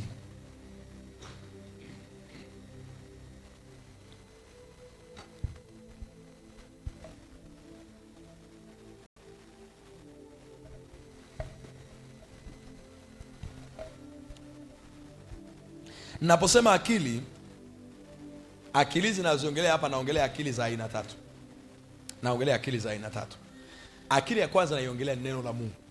So ili ufanye kazi na upate matokeo, lazima ufanye kazi kwa akili. Na hiyo akili inaitwa neno la Mungu. Kumbukumbu la Torati sura ya 4 mstari wa 6. Kumbukumbu la Torati sura ya 4 mstari wa 6. Kumbukumbu la Torati sura ya 4 mstari wa 6. Naposema kufanya kazi kwa akili, akili ya kwanza nimekwambia naongelea neno la Mungu. Anasema zishikeni basi mkazitende, maana ndiyo hekima yenu na akili zenu machoni pa mataifa watakao zisikia amri hizi zote. Nao watasema hakika taifa hili kubwa ni watu wenye nini? Wenye hekima na nini? So Mungu alikuwa anawaambia hapa kwa habari ya amri zake. Na Mungu akawa anaambia hizi amri zangu mkizishika. Na sio tu mkazishika. Hapa anasema mkazitende. Zishikeni basi na mkazitende. Anasema mkizishika na kuzitenda, watu watasema hili ni taifa lenye hekima na akili. Kwa hiyo namba 1 navyoongelea akili au kufanya kazi kwa akili, naongelea kufanya kazi sawa sawa na neno la Mungu linavyosema. Maana neno la Mungu linasema nini kwa habari ya hicho unachofanyia kazi? Neno la Mungu linasema nini kwa habari ya huduma? Neno la Mungu linasema nini kwa habari ya biashara? Anayefanya kazi sawa sawa na neno la Mungu linavyosema ndio mtu ambaye mbinguni wakimwangalia waona ni mtu anayefanya kazi kwa akili. Mathayo sura ya 7 mstari wa 24 na mstari wa 25. Anasema mtu mwenye hekima au mwenye akili. Anasema mtu aliyejenga nyumba yake, mtu mwenye hekima au mtu mwenye akili ni mtu ambaye analisikia neno la Bwana Yesu na kuyafanyia kazi yale ambayo Bwana Yesu anasema. Na mtu huyu Biblia inasema anafananishwa na mtu mwenye akili aliyejenga nyumba yake juu ya nini? Mwamba. Kwa hiyo kusema amejenga nyumba yake juu ya mwamba, okay, unaweza kaandika hivi: kazi ambayo haitatetereka ni kazi ambayo imejengwa kwenye neno la Mungu na inaendeshwa kwa kanuni za neno la Mungu. Imejengwa kwa neno la Mungu na inaendeshwa kwa kufuata kanuni za neno la Mungu. Kwa nini? Kwa sababu namba 1 nimekwambia neno la Mungu ndio akili ya kwanza unahitaji. Kwa hiyo hata ukisema Mungu ana akili, akili hiyo unaiongelea ni neno lake kwanza. Akili ya Mungu ni neno lake.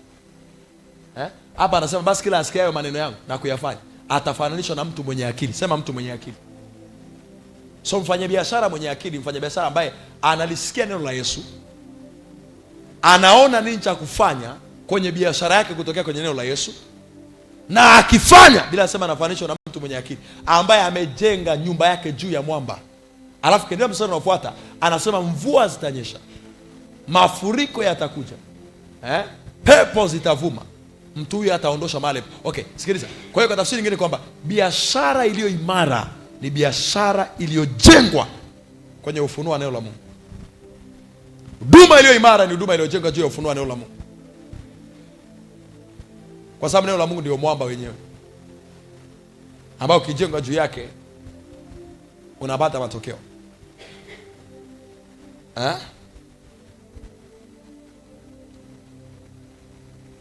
Angalia jambo lingine.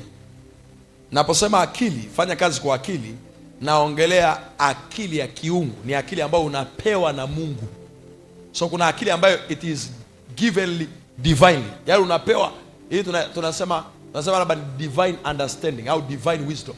In fact ninapoongelea akili hapa najumlisha hiyo swala la hekima, naongelea hiyo hekima humo ndani, naongelea maarifa ya kiungu humo ndani, naviongelea akili. So hii ni akili ambayo unapewa.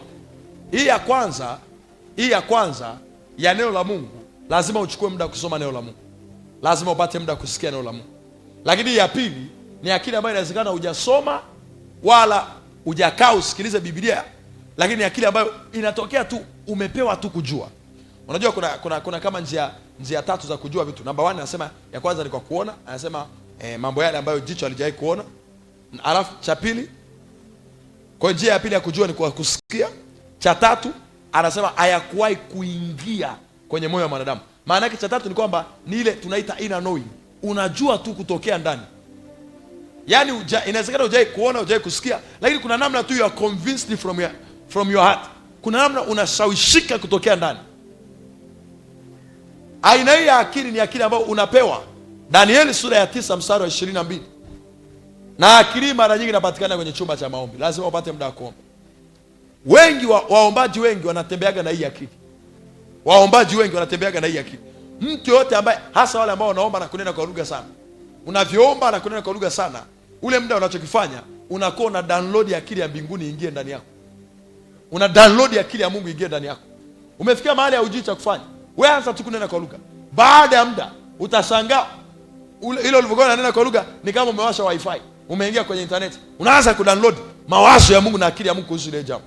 Danieli 9:22 anasema akaniagiza, akaongea nami, akasema, Danieli, nimetokea sasa nikupe nini ili upate kufanyeje? Kwa hiyo kuna akili hata ungesoma kiasi gani Biblia au utakao uipate. Hii ni akili ambayo unapewa. Na akili Danieli aliipata muda gani? Danieli sura ya 2 mstari wa 3.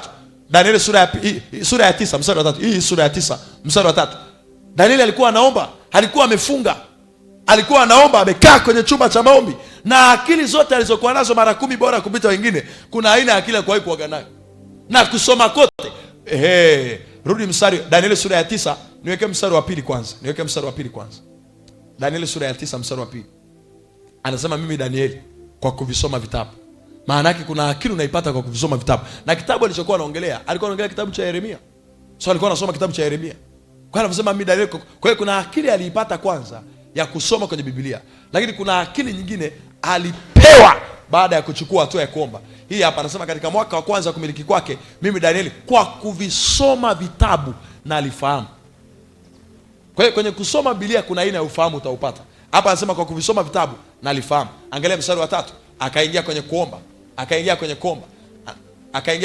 Mstari wa 3.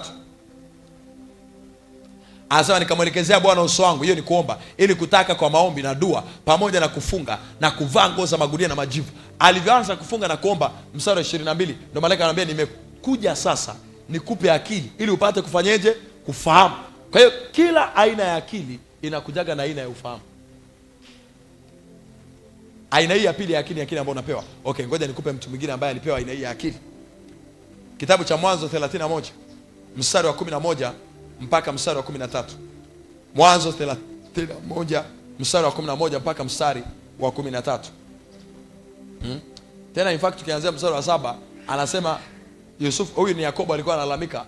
anasema baba mkwe yake alikuwa amemtapeli mara 10, yani amemgeuzia mshahara wake mara 10. So amefikia kwenye stage ambayo hajui cha kufanya. Na huu ni muda ambao alikuwa anamwambia baba mkwe, ni lini ambao mimi nitaanza kuangalia mambo ya nyumbani kwangu. So yuko frustrated, amechanganyikiwa, hajui cha kufanya. Katika hiyo hali si abasema baba yenu amenidanganya, amebadili mshahara wangu mara 10, lakini Mungu hakumwacha kunidhuru. Amekaa miaka kwanza, ametumika kwa baba mkwe miaka 7 ya kwanza ampate mke wa kwanza. Alafu miaka 7 ya pili ampate mwanamke wa pili. Nakumbuka kwa hiyo kwa miaka 14 ndo amefanya kazi ampate mwanamke anayempenda. Na baada ya hapo ikaja swala la mali baada ya mke. Yaani sijui jamaa alikuwa na moyo gani wa kufanya kazi na mtu ambaye anajua amesha kutapeli miaka 7 ya kwanza. Unaendelea tena miaka 7 mingine. Alafu angalia anamaliza hapo wanaingia kwenye swala la mifugo. So baba mkwe leo anamwambia wewe utachukua kwenye madoadoa. Akifanya kazi wa madoadoa akiwa wengi, baba mkwe anageuza mshahara. Anageuza mshahara mara ya kwanza kwenye mke, mara ya pili kwenye mifugo. Na hapo kwenye mifugo jamaa akapigwa mara 10 tena. Hapa hii kesi ikabidi Mungu aingilie kati. Unaona hapa anasema aliposema walio na madoadoa atakuwa mshahara wako, wanyama wote wakazaa madoadoa, akageuza. Akasema tena walio na milia. Mwanzo alianza walio na madoa, baadaye akaja walio na mistari. Watakuwa mshahara wako. Ndipo wanyama wote wakazaa wenye milia. Mzee anageuza tu mshahara. Angalia mstari unaofuata wa 9. Hivi Mungu akamnyang'anya mali yake baba yenu na kunipa mimi. Hakumnyang'anya kwa kuchukua, alimnyang'anya kwa kumpa akili. Alimpa akili Yakobo ya kufanya. Angalia mstari wa 10. Anasema ikawa wakati wale wanyama walipochukua mimba, na aliinua macho yangu nikaona katika ndoto. So alikuwa anaonyeshwa katika ndoto. Mabeberu waliowapanda wanyama walikuwa na milia. Na yani yupo kwenye ndoto anaona. So kuna hii akili pia unaweza kupewa kwa njia ya ndoto. Umelala tu usiku. Kuna namna unaota, hii pale kwa nini usingefanya hivi na hivi na hivi na hivi? Ikatokea hivi na hivi na hivi na hivi. Unaamka asubuhi ile ndoto unaikumbuka, unaandika hata mahali. Halafu unaenda kufanya kama ulivyoona kwenye ndoto. Watu wa Mungu, usiku unapolala, isiyo tu unalala. Mwambie Mungu huo muda akupe akili. Akupe akili. Unaamka asubuhi ujue kingine cha kufanya kwenye biashara mpaka imeleta matokeo.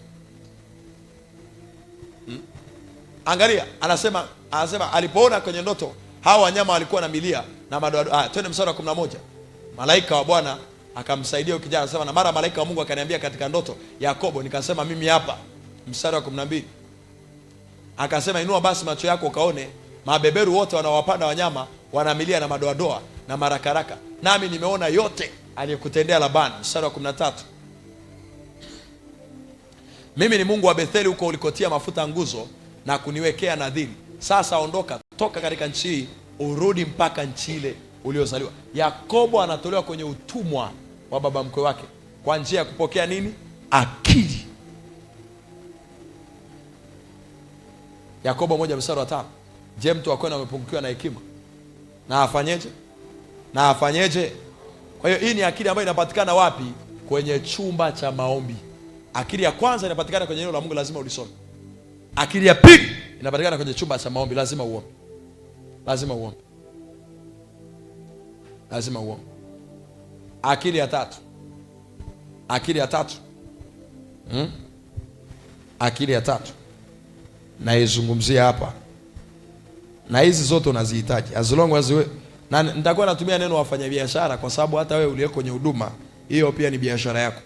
Yesu anasema don't you know that I'm supposed to be in my father's business? Amjua kwamba imenipasa kuwa nyumbani mwa baba yangu. Kwa Kiingereza anasema kwenye biashara ya baba yangu. Wafanyabiashara mpo? Muitikie sasa. Wafanyabiashara mpo? Aya. Nimesema andiko gani hapo? Akili ya tatu Akili ya tatu ni akili ya jambo husika. So kwa mfano wewe unahusika na masuala ya mifugo, lazima uwe na akili ya hilo jambo. Akili ya hilo jambo husika. Yakobo tu alikuwa afanye ufugaji vivi. Yakobo alikuwa na akili ya ufugaji. Alikuwa na akili ya ufugaji. Kwa hiyo aina hii ya akili inapatikana wapi? Number 1, inapatikana kwenye kusoma vitabu. Nunua vitabu vinavyohusiana na hicho unachokifanya. Unasema umeitwa kufanya biashara, na hujai kununua hata kitabu kimoja cha mfanyabiashara yote, usome hata. Akili inapatikana wapi? Inapatikana kwenye training. Lazima uende. Ukisikia kuna madarasa ya jasiriamali, nenda. Ameweka pale ada ni 50,000. Unashindwa kutoa 50,000. Na wakati unaweza kutoa 50,000 kakupeleka kwenye mamilioni kwa sababu ya ufahamu. Na Biblia inaelekeza, moja ya jambo ambalo tumeambiwa tutumie mali zetu zote kulitafuta, watu wa Mungu, ni hekima. Mithali sura ya 4 mstari wa 7. Mithali sura ya 4 mstari wa 7. Kwa mapato yako yote. So, kwa tafsiri nyingine ni kwamba cha thamani zaidi kuliko vyote ni maarifa. Sio hela yako. Sio 50,000. Sio 30,000 unayotoa. Sio 20,000 unayotoa. Sio 100,000 unayotoa. Cha thamani zaidi.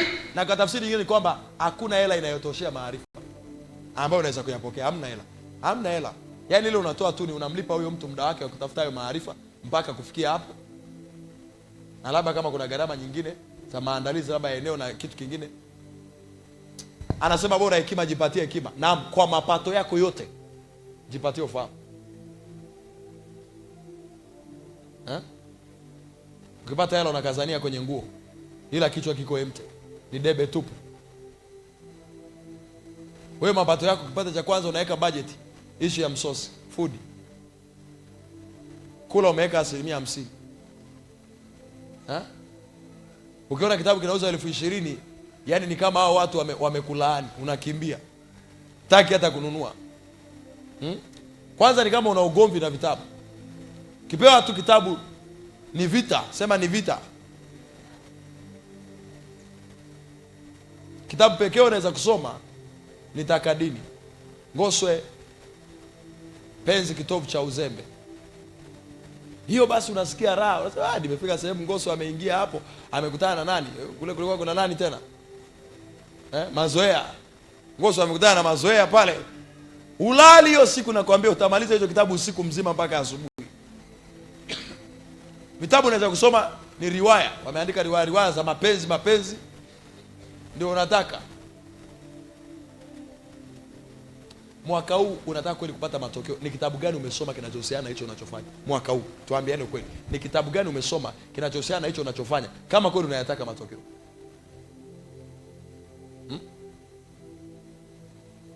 Hata ni shemasi huko hapa, unataka ufanye ushemasi na upate matokeo. Ni kitabu gani umesoma mwaka huu kinachohusiana na masuala ya ushemasi? Ili udai matokeo.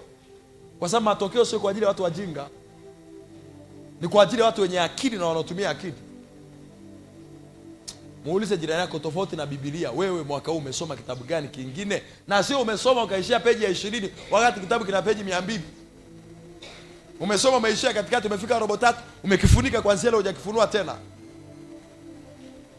Na zile tabia za kwanza kitabu unaishia njiani, unasema najisikia kama nibadilishe nitafute kingine. Hayo ni maroho ya familia ambayo yamezuia watu wa kwenu waanze vitu na wasibalize, waishie njiani.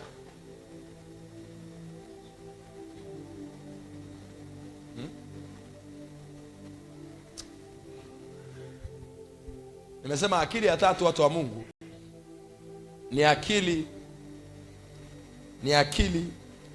ya kujua kila. Basi hujasoma kitabu. Huko mitandaoni kuna watu wanafundisha kuhusiana na hicho kitu. Wewe labda ni mfugaji, unajifunza nini? Huko mitandaoni kuna watu wanaongea vitu vingi kuhusiana na ufugaji. Unajifunza? Hapo unajua sasa hivi maarifa ni kama yamekuwa cheap Ukinunua tu bando, unaweza kupata hata kila kitu. Hata vitabu vya kudownload online viko vingi. Unaweza kudownload. Kuna watu ambao wamejitolea kutumia peji zao za mitandao ya kijamii kufundisha tu. Nasema nataka mfanye biashara kimataifa na hakuna hata elimu hii pia unaipata kwenye mentorship. Mentorship. Elimu hii unaipata kwenye mentorship. Lazima upate mtu atakaye kufundisha. Tafuta mfanyabiashara mmoja, jiweke chini yake akusaidie na kuongoza kwenye hayo masuala. Hata Mariam alivyopata mimba, break ya kwanza, Mungu alimwambia nenda kwa Elizabeth. Luka sura ya kwanza. Mstari nadhani tuanze mstari wa 46. Mariamu anaondoka nyumbani kwake anaenda kwa Elizabeth. Elizabeth ambaye tayari alikuwa na mimba ya miezi 6. Ana kitu cha kumwambia Mariamu. Amebeba mimba mwezi wa kwanza, ameona inakuaje, mwezi wa pili ameona inakuaje, mwezi wa tatu ameona inakuaje. Ana kitu cha kumwambia Mariamu. Jiweke chini ya mentorship.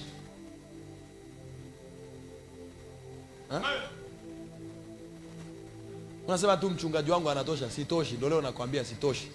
Tafuta, wewe ni mfanyabiashara, tafuta na mfanyabiashara mwingine. Huyo mnaweza mkaongea naye wakati mwingine lugha inayofanana. Mimi nitakusaidia kwa habari ya neno. Nitakusaidia kwenye zile akili mbili za kupewa na za kusikia na za kusoma. Zile nitakusaidia. Hizo nyingine za biashara, mtu wa Mungu, tafuta. Nenda. Ukipata hata fursa ya kwenda kumuona Bodeoji, nenda kamsikilize, muulize wewe unafanyaje? Bwana asifiwe sana. Basi Mariamu akaondoka siku hizo, akaenda hata nchi ya milima, milimani kwa haraka mpaka mji mmoja wa Yuda. Anaenda nchi ya milimani, ana mimba huyu mama, anaenda kupanda milimani, analipa gharama ya kutafuta mentorship. Unakuta unakaa eti hapa, huyo mentor yako yuko Buguruni, anaandaga semina Buguruni. Hujai kwenda hata mara moja. Wewe una mapepo. Umelogwa. Roho za kifamilia hazitaki uende. Hivi unajua kuna mtu anakaa hapa da, anasema mimi nakukubali sana pastor, najifunza sana kwako. Anakaa wapi basi? Hapo Magufuli hapo. Pa kupanda daladala moja na kuja mpaka hapa kanisani. Hawezi.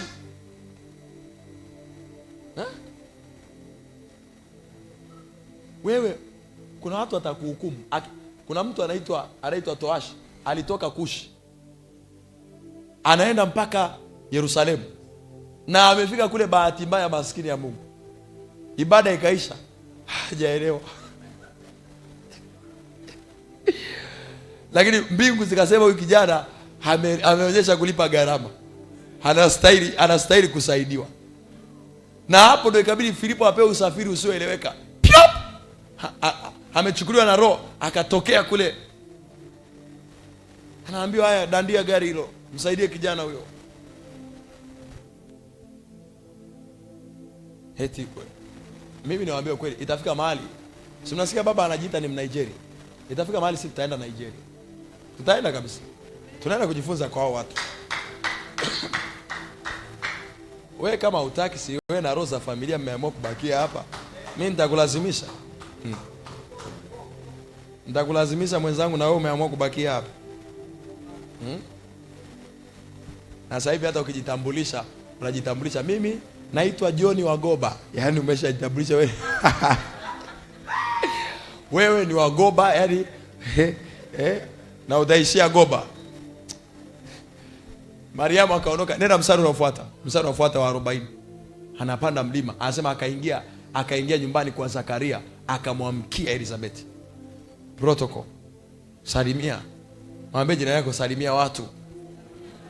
Unategemea mtu mkundo wao wa kwanza kuinitiate. Eti umeenda kwenye semina wafanya biashara, huko pale na wafanya biashara wenzako. Unaona kuna wafanya biashara wengine wakubwa mko naye pale. Wewe unaassume tu kwamba kila mtu ana yake bwana. Wakinisalimia fresh, wasiponisalimia fresh.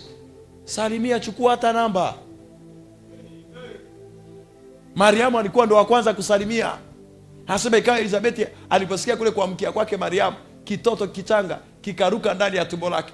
Elizabeth akajazwa na Roho Mtakatifu. Kwa tafsiri ni kwamba ni mtu ambaye wewe na yeye mna vitu fulani vinafanana. Mna vitu vya kuambukizana, au ana kitu cha kukuambukiza. Na hili kanisa sina shida na issue ya kiroho. Issue ya kiroho je, ni kama Mariamu, mmejaa Roho. Mpaka mnaweza mkawabatiza au wafanya biashara wengine Roho. Ila unahitaji kufundishwa. Mimba ukiwa na mwezi wa kwanza wa mimba inatakiwa ufanye hivi. Mwezi wa pili wa mimba inatakiwa ufanye hivi. Mwezi wa tatu wa mimba inatakiwa ufanye hivi. Mariamu tayari ameshakuzidi miezi 6 na alijifungua kabla ya nani? Elizabeth alijifungua kabla ya Mariamu. Ana experience. Anatakiwa kuambia sasa hivi natakiwa uanze kubadilisha magauni, usivae magauni ya hivi. Sasa hivi natakiwa uanze kuvaa madera. So unaanza kuvaa madera, ni umefundishwa na mentor wako. Wenye kiburi tu ndio watu ambao watakataa kukaa chini ya mentors. Wenye kiburi tu. Mimi bwana, mwalimu wangu ni Mungu. Haya, kazana. Mungu na kazi zote alizonazo, awe anakuja kukusaidia wewe peke yako. Kazana.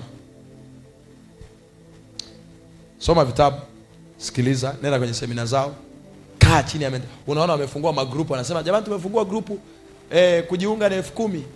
Alafu nitafundisha mbinu za kufanya wateja waongezeke kwenye biashara. Lipa 10,000. 10,000 haifanani na unapotaka kwenda. Lipa, ingia kwenye group, jifunze, fanya kazi kwa akili. Kwa nini ufanye kazi kwa akili? Jambo la kwanza ni kwa sababu Mungu mwenyewe afanyi jambo lolote, afanyi chochote bila akili. Kwa tafsiri nyingine kwamba Mungu anayafanya mambo yote kwa akili. Yaani mambo yote ya Mungu, Mungu anayafanya kwa akili. Kwa tafsiri nyingine kwamba kama Mungu hajapata akili ya hilo jambo afanye. Mungu hajapata hekima ya hilo jambo afanye. Na kwa tafsiri nyingine kwamba kila utakachoona Mungu amefanya, Mungu amehusisha akili.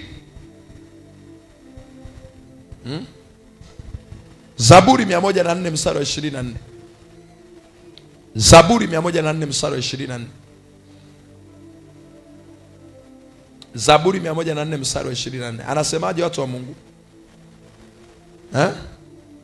Anasemaje Zaburi 104 mstari wa 24? 1, 2, 3 twende. Anasemaje? Oh Lord, how manifold are thy works. Kwa sababu anasema Bwana, jinsi alivyo mengi matendo yako. Anasema in wisdom. Kwa Kiswahili anasema kwa hekima umevifanya vyote pia. Maana yake kama Mungu anafanya vyote kwa hekima, kwa tafsiri ni kwamba Mungu chochote, okay, Mungu ana matokeo au hana matokeo? Niambieni, Mungu ana matokeo au hana matokeo? Kwa hiyo kwa tafsiri nini kinafanya apate matokeo kwenye vyote anavyofanya? Ni kwa sababu anavifanya vyote kwa hekima. Kwa tafsiri nyingine kwa akili. Anafanya vyote kwa akili. Alafu angalia, kwa sababu anafanya vyote kwa akili, Biblia inasema dunia imejaa mali zako. So atakao jaa mali, jaa matokeo, jaa utajiri ni watu ambao watafanya vyote kwa hekima na akili. Mithali sura ya 8 mstari wa 15 mpaka mstari wa 22. Mithali sura ya 8 mstari wa 15. Niliona hili jambo eti hekima au akili. Anasema eti Mungu kwenye mwanzo wa kazi za Mungu hekima alikuwepo. Na anasema Mungu alipotaka kuanza lolote, hekima ndo alikuwa anamshauri. Ndo alikuwa mshauri wa Mungu. Ndo alikuwa anamwambia hapa tufanye hivi, hapa tusifanye hivi. Angalia, anasema kwa msaada wangu wafalme wanamiliki. So maana yake wewe ni mfalme, unataka kutawala, unataka kumiliki. Unamhitaji nani? Kuna nchi fulani huko wamemkataa hekima. Hekima yuko anapiga kelele, wamemkataa hekima. So unaanza kuona ni kama mtu ameingia kwenye viatu ambavyo havimtoshi. Hekima anajieleza waziwazi kwamba wewe ni mfalme, unataka kumiliki, unahitaji msaada wangu. Lakini pia anasemaje hapo? Na wakuu wana hukumu haki. Anaposema wakuu, kwa Kiingereza anatumia neno princess. Watoto wa mfalme wale. Angalia mstari unaofuata wa 16. Si unaona hiyo? By me kings reign. Tena hiyo kutawala anasema ni kuinuka. Wafalme wanainuka kwa njia ya mimi. Maana yake wewe ni mfanyabiashara, unataka kuinuka, unahitaji hekima, unahitaji akili. Ni kwa akili ndio wafalme wanainuka. Ni kwa akili ndio watumishi wa Mungu wakubwa wanainuka. Alafu anasema ni princess decrees justice. Anayekosa hekima, hata namna atakavyokuwa anayajaji mambo, anayahukumu mambo, anafanya maamuzi. Unaona pale kwa Kiswahili, niweke kwa Kiswahili. Anasema wakuu wana hukumu kwa haki. Kuhukumu ni kufanya maamuzi. Anayefanya maamuzi mazuri yenye mashiko ni mtu ambaye ana hekima. Mstari wa 16. Kwa msaada wangu wakuu wanatawala. So mkuu anayepuuzia hekima, mfanya biashara anayepuuzia hekima, mchungaji anayepuuzia hekima hawezi kutawala. Anasemaje? Na waungwana, naam, waamuzi wote wa dunia. Nenda mstari unaofuata wa 16. Wa 17, sorry. Na wapenda wale nipendao, na wale nitafuta kwa bidii wataniona. Huyo ni hekima anaongea. Mstari wa 18. Matunda yangu hupita dhahabu, naam, dhahabu safi. Anasema hivi hekima ya kwamba matokeo yake, yani ukiambatana na hekima, yeye kama yeye amebeba matokeo ambayo yana thamani kuliko dhahabu. Anasema hapo matunda yangu hupita dhahabu, naam, dhahabu safi, na faida yangu hupita fedha iliyoteule. Yani maana yake mfanyabiashara anayefanya vitu kwa hekima, faida anayotarajiwa kupata inazidi dhahabu. Na hatujaambiwa ni dhahabu kilo ngapi, ila ni dhahabu. Alafu anasemaje? Utajiri na heshima ziko kwangu. Utajiri na heshima unaongelea matokeo. So akili ndio imebeba utajiri na heshima. Usipotumia akili umepishana na gari la utajiri na heshima. Anasema naam, utajiri udumuo na haki pia. Nenda mstari wa 19. Mstari wa 19. Okay, tulikuwa mstari wa 20. Anasema natembea katika njia za haki katikati ya mapito ya hukumu. Mstari wa 21, niwarithishe mali wale wanipendao na nipate kuzijaza hazina zao. Mfanya biashara anayefanya kazi kwa hekima, hazina yake inafanyaje? Mtumishi wa Mungu anayefanya kazi kwa hekima, hazina yake inafanyaje? Angalia mstari wa 22. Hapo ndo nilipenda. Hekima anaongea. Anasema Bwana alikuwa nami katika mwanzo wa njia zake kabla ya matendo yake ya kale. Yaani hivi, unaposema ile hapo mwanzo kulikuwako neno. Nimeshakwambia hekima, tunaposema hekima au akili, tunaongelea neno la Mungu.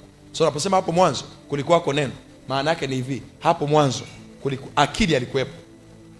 Na akili alikuwako pamoja na Mungu. Na vyote unavyoviona vilifanyika kwa akili. Ndio maana anasema vyote amevifanya kwa hekima. Na dunia imejaa mali zake. Nenda mstari unaofuata labda 22 tuone mpaka mstari michache hapo. Anasema nalitukuka tokea awali kabla haijawako dunia. So akili iko kabla dunia haijawepo. Maana yake akili inaona kila kitu kilichoko duniani, inaweza kukusaidia. Moja ya ishara ya kwamba pia kuna ile hekima inakuja kwa sababu ya muda tu ambao mtu amekuwa nao au umri. Ndio ile Eliu anasema yapasa mvi au umri useme. Kuna hekima ambayo mtu anakuwa nayo kwa sababu ya umri. Sasa akili amekuwepo kabla dunia haijawepo.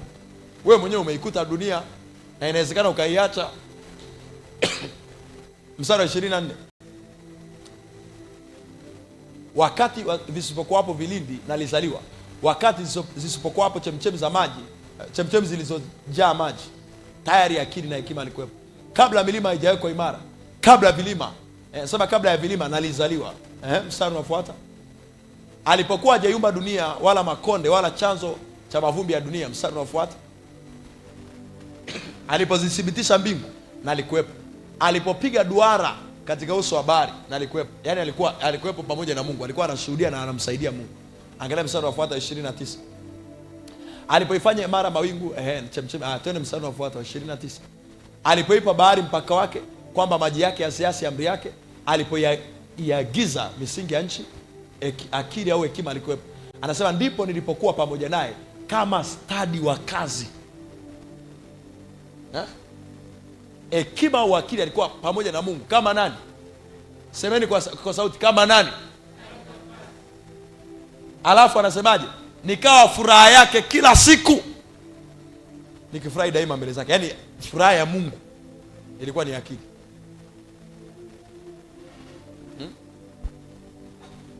Mungu mwenyewe nimesema hafanyi chochote bila nini? Au kuna mstari wa mwisho wa 31. Anasemaje? Nikifurahia dunia inayokaliwa na watu na furaha yangu ilikuwa pamoja na wanadamu. Yaani akili bado anaongea, anafurahia dunia inayokaliwa na watu kwa sababu yeye amehusika kwenye kila kitu. Kama stadi wa kazi. So ili Mungu afanye kazi yenye ustadi anamhitaji hekima. Who are you? Kama Mungu anafanya kazi zake kwa hekima au akili, who are you? Wewe ni nani? Naomba nirudi hapo tena. Dakika chache tunamalizia watu wa Mungu. Na ndio nimeanza tu kipengele cha kwanza. Akili au hekima. Okay, nikwambia mambo ya kufahamu Akili au hekima itakuondoa kwenye matumizi ya nguvu yasiyokuwa na lazima.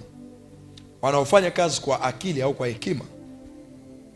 Naposema akili, nakuwa nachanganya yote mawili. Akili, hekima, nachanganya yote mawili pamoja. Ni mamoja ya kwenye kipengele ni mamoja tu jumlisha hivyo hivyo. Akili au hekima itakuondoa kwenye matumizi ya nguvu yasiyokuwa na lazima. Mhubiri sura ya 10 mstari wa 10. Mhubiri sura ya 10 mstari wa 10. Akili au hekima itakuondoa kwenye matumizi ya nguvu yasiyokuwa na ulazima. Hapa anasema iwapo chuma akipati, manake chuma akikati, wala mtu afanye juhudi ya kukinoa hicho chuma. Na hapa anaposema chuma kwa Kiingereza ametumia neno ametumia shoka. Kwa hiyo ni kwamba ni iwapo shoka alikati wala mtu afanye juhudi ya kulinoa, anasema ndipo anabudi kutumia nguvu zaidi. So maana yake ni kwamba sio kwamba hekima itafanya matumizi ya nguvu yasiwepo. Ila ile too much, ile matumizi ya nguvu yaliyozidi ni ishara ya kwamba umekosa hekima. So unaona hapa anasema hivi, anasema okay, hata ukilinoa shoka, utaacha kutumia nguvu kwenye kukata? Utatumia. Ila nguvu ya safari inakuwa nini? Kidogo. Lakini usiponoa chuma, usiponoa shoka ili ukate mti, utatumia nguvu nyingi. Nguvu nyingi ni pamoja na muda mwingi. So angalia hapa, anasema ndipo anabudi kutumia nguvu zaidi. Kwa hiyo sikiliza, watakao tumia nguvu kidogo na kupata matokeo makubwa ni watu wenye hekima. Hekima inakupa garantii ya kutumia nguvu kidogo na kupata matokeo makubwa. Hapa anasema hana budi, walakini afaa kutumia hekima na kufanikiwa. Maana yake hekima ilikuwa ni kunoa shoka. So hekima inakusaidia upunguze matumizi ya nguvu. Sema, hekima inanisaidia nipunguze matumizi ya nguvu. Haya, jambo lingine, au akili hiyo, hekima au akili hiyo, itakufanya ufanye kazi na ufanikiwe. Hapo hapo Mhubiri 10:10 anasema yapasa kutumia hekima na kufanikiwa. Maana yake wafanyabiashara wanatumia hekima kwenye biashara zao, wana garantia kufanikiwa, kwa sababu mafanikio yanafuata hekima. Kwa hiyo hekima ikipatikana kwenye biashara yako, mafanikio yamepatikana kwenye biashara yako. Si alisema mkono wa kushoto amebeba utajiri, mkono mwingine amebeba sijui kitu gani? Maana yake anapokuja haji peke yake. Akili au hekima inapokuja kwako haiji peke yake, inakuja na baraka fulani. So hapo unaona nimekwambia akili au hekima itakufanya ufanye kazi na kufanikiwa. Alafu jambo lingine, hekima itakuondoa kwenye kazi ya kuchosha. Au akili hiyo, akili hiyo au hekima itakuondoa kwenye kazi ya kuchosha. Mhubiri hiyo sura ya 10 mstari wa 15. Mhubiri hiyo sura ya 10 ule mstari wa 15. Akili au hekima itakuondoa kwenye matumizi, kwenye kufanya kazi ya kuchosha. Itakuondoa kwenye kufanya kazi ya kuchosha. Anasemaje hapo? Mhubiri 10:15, kazi yao wapumbavu uwafanyeje? Uwachosha kila mmoja. Ni kama wanafanya kazi, lakini ni kazi ya kuchosha. Ndio ile Petro anasema nimefanya kazi ya kuchosha. So kuna watu wanafanya kazi ya kuchosha. Kazi ya kuchosha maana yake nini? Ni kazi isiyokupa matokeo. Ni kazi ambayo isiyokupa matokeo. Unatumia nguvu nyingi, muda mwingi, mtaji mkubwa, lakini faida kiduchu. Nguvu tembo, matokeo sisimizi. Kazi ya kuchosha. Sema kazi ya kuchosha. So anasema kazi yao wapumbavu huwachosha kila moja. Kwa nini nawachosha? Sio kwa sababu hawafanyi kazi. Anasema maana ajui hata njia ya kuendea mji. Maana they don't know how. Na akili au hekima ndio inakwambia nini cha kufanya. Ufanye kwa namna gani? Ufanye wakati mwingine na nani? Ufanye kwa muda gani? Bwana Yesu asifiwe sana. Jambo la mwisho, akili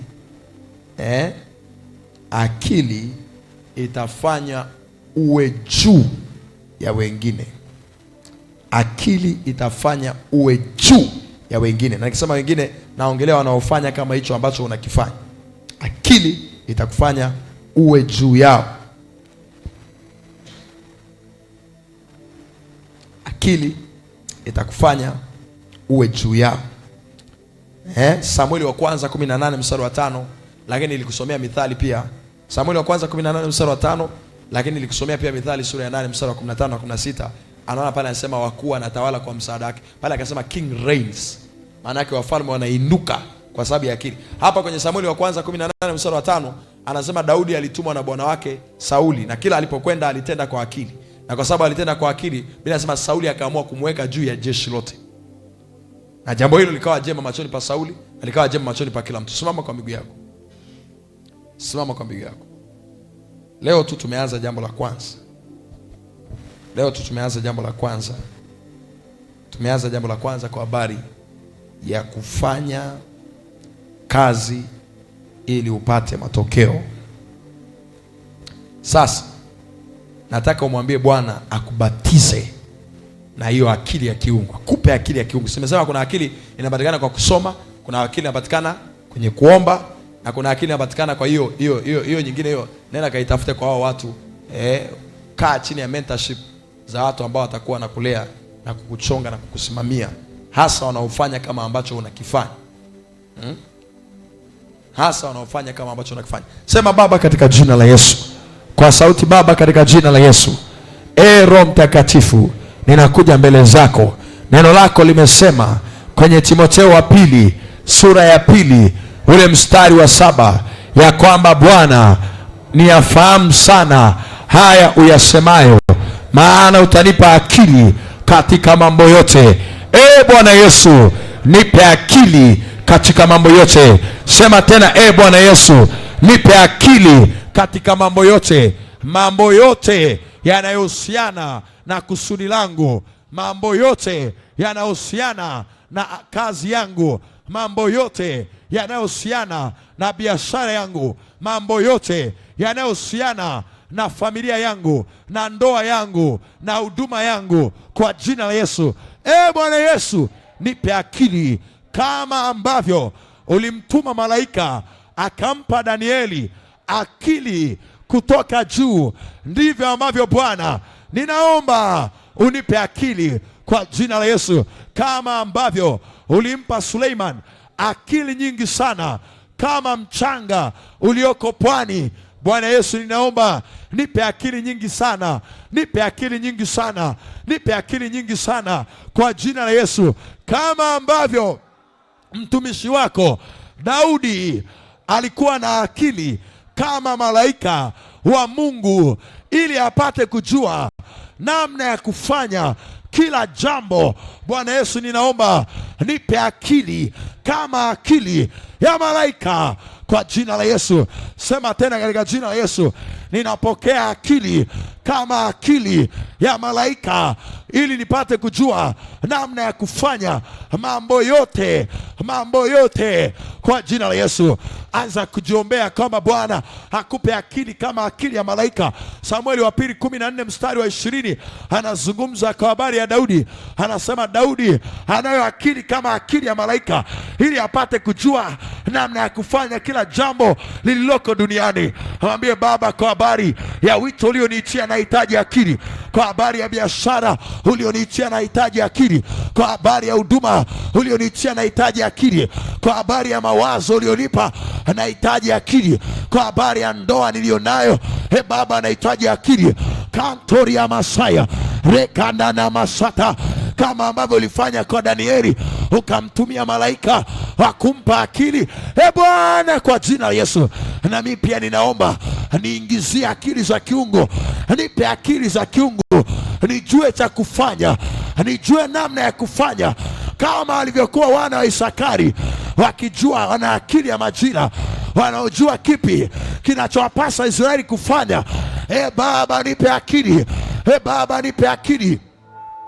Mandarama sananama yakana masata ya rekata ya daba, kama alivyokuwa Daudi alilifanya kila jambo aliloelekezwa na Sauli kwa akili. Baba, kila jambo unalotuelekeza nipe akili. Shabadadadaba rakaya na manaba.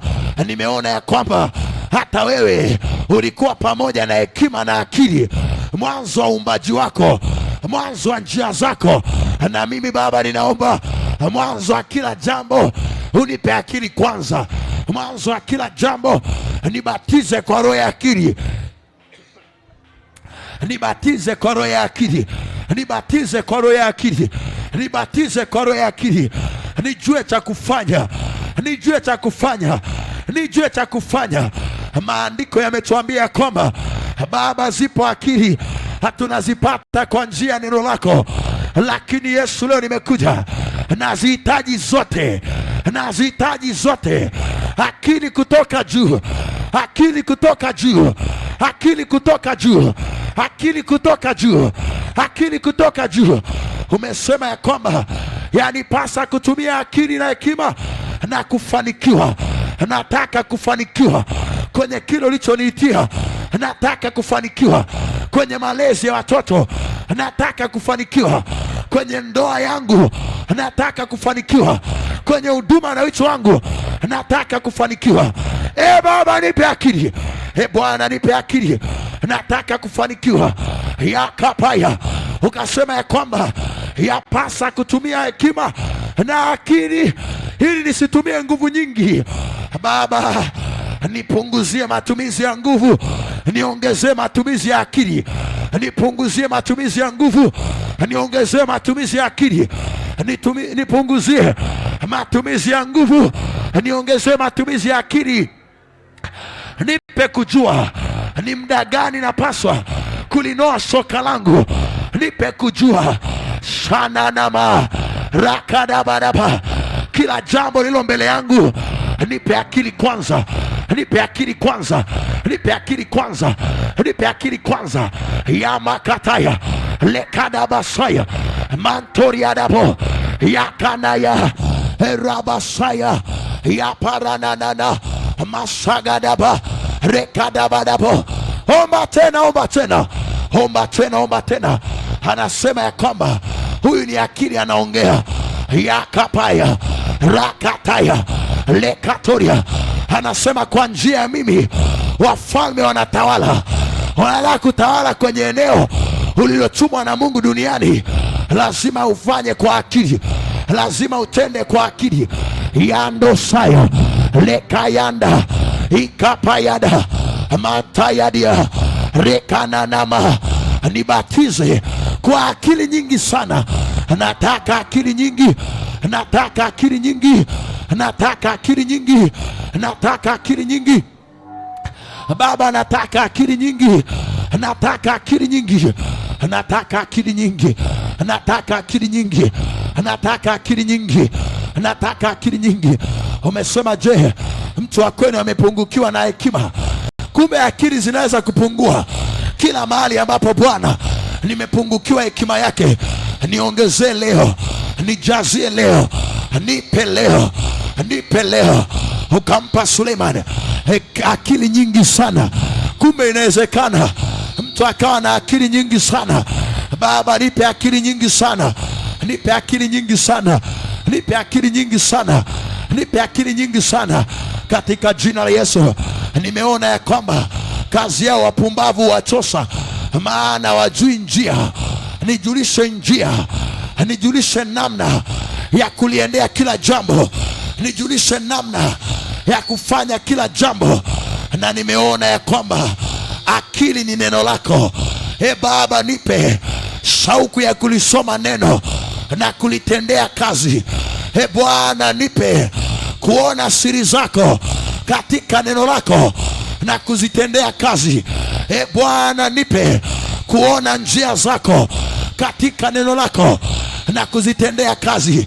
Shandoria kataya rekataya na masaya mantaya kaparia rakana masaya yakapaya kata lekada basaya. Niondoe kwenye uchungaji wa kuchosha, niondoe kwenye uchungaji wa kuchosha, niondoe kwenye kazi ya kuchosha. Baba, niondoe mwezi wa 8 na miezi yote ya mwaka huu, niondoe kwenye kazi ya kuchosha, niondoe kwenye kazi ya kuchosha. Nini ambacho sijui, nipe kujua. Nini ambacho sijui, kama kipo kwenye vitabu nikutanishe nacho, kama kipo kwenye video nikutanishe nacho, kama kipo kwenye audio nikutanishe nacho, kama kuna mtu anakijua nikutanishe naye. Haramasaya, kama kipo kwenye Biblia nikutanishe nacho. Katayanamo yantayadaba rakayana masaya. Niondoe kwenye kazi ya kuchosha, kazi isiyokuwa na matokeo. Niondoe kwenye utumishi usiokuwa na matokeo. Niondoe kwenye huduma isiyokuwa na matokeo.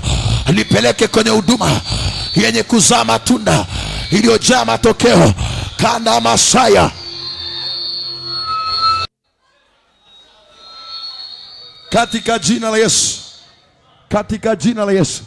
Sema, katika jina la Yesu. Roho Mtakatifu, wewe ni roho wa hekima, ingia ndani yangu kwa jina la Yesu. Sema, Roho Mtakatifu, wewe ni roho ya shauri, ingia ndani yangu na unishauri kwa jina la Yesu. Sema, Roho Mtakatifu, wewe ni roho wa maarifa, njoo ndani yangu kama roho wa maarifa. Sema tena, Roho Mtakatifu, wewe ni roho wa ufahamu, njoo tena ndani yangu na unipe kufahamu kwa jina la Yesu. Pigia Yesu makofi mengi. Haleluya. Kamata sadaka yako pale ulipo. Unapotoka hapa, muombe Mungu kwenye eneo la akili. Na ukiona umefika mahali ni kama vile uelewi, umekwama, hujui cha kufanya, mtu wa Mungu ni kushauri, pata muda wa kuomba na kunena kwa lugha. Yakobo aliondolewa kwenye kazi ya kuchosha kwa sababu alipata muda wa kuomba na kunena kwa lugha. Lakini pia Petro aliondolewa kwenye kazi ya kuchosha kwa sababu alipata neno. Nikwambia kuna akili inapatikana kwenye neno.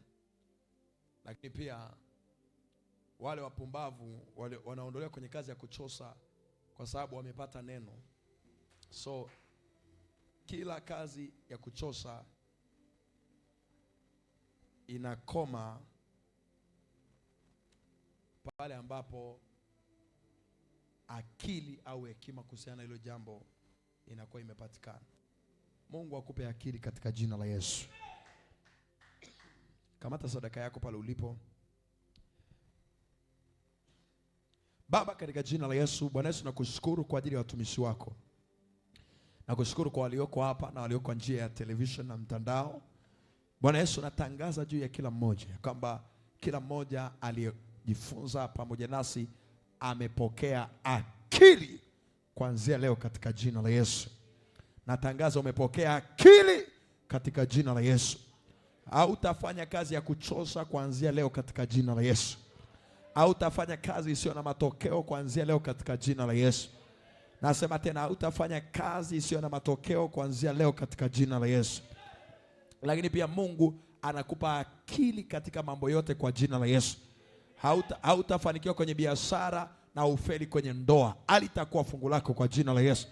Kila eneo la maisha yako Mungu anakupa akili kwa jina la Yesu. Mungu anakutanisha na audio au video au kitabu au mtu au malaika wake ambaye amebeba akili fulani unayohitaji. Mungu anakutanisha naye katika jina la Yesu. Na kama ni andiko, Mungu anakutanisha na hilo andiko katika jina la Yesu. Asante Roho Mtakatifu kwa kuwa kila mfanyabiashara wa nyumba hii na kila mshirika wa nyumba hii amepokea akili katika mambo yote. Katika jina la Yesu nimeomba. Amen. Tolee Bwana Yesu sadaka yako. Mungu akubariki sana. Tunakutana tena Alhamisi hapa. Tutakuwa tunajifunza.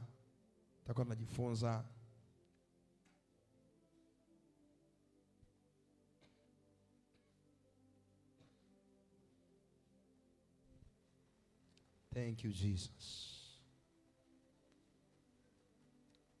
Thank you Jesus.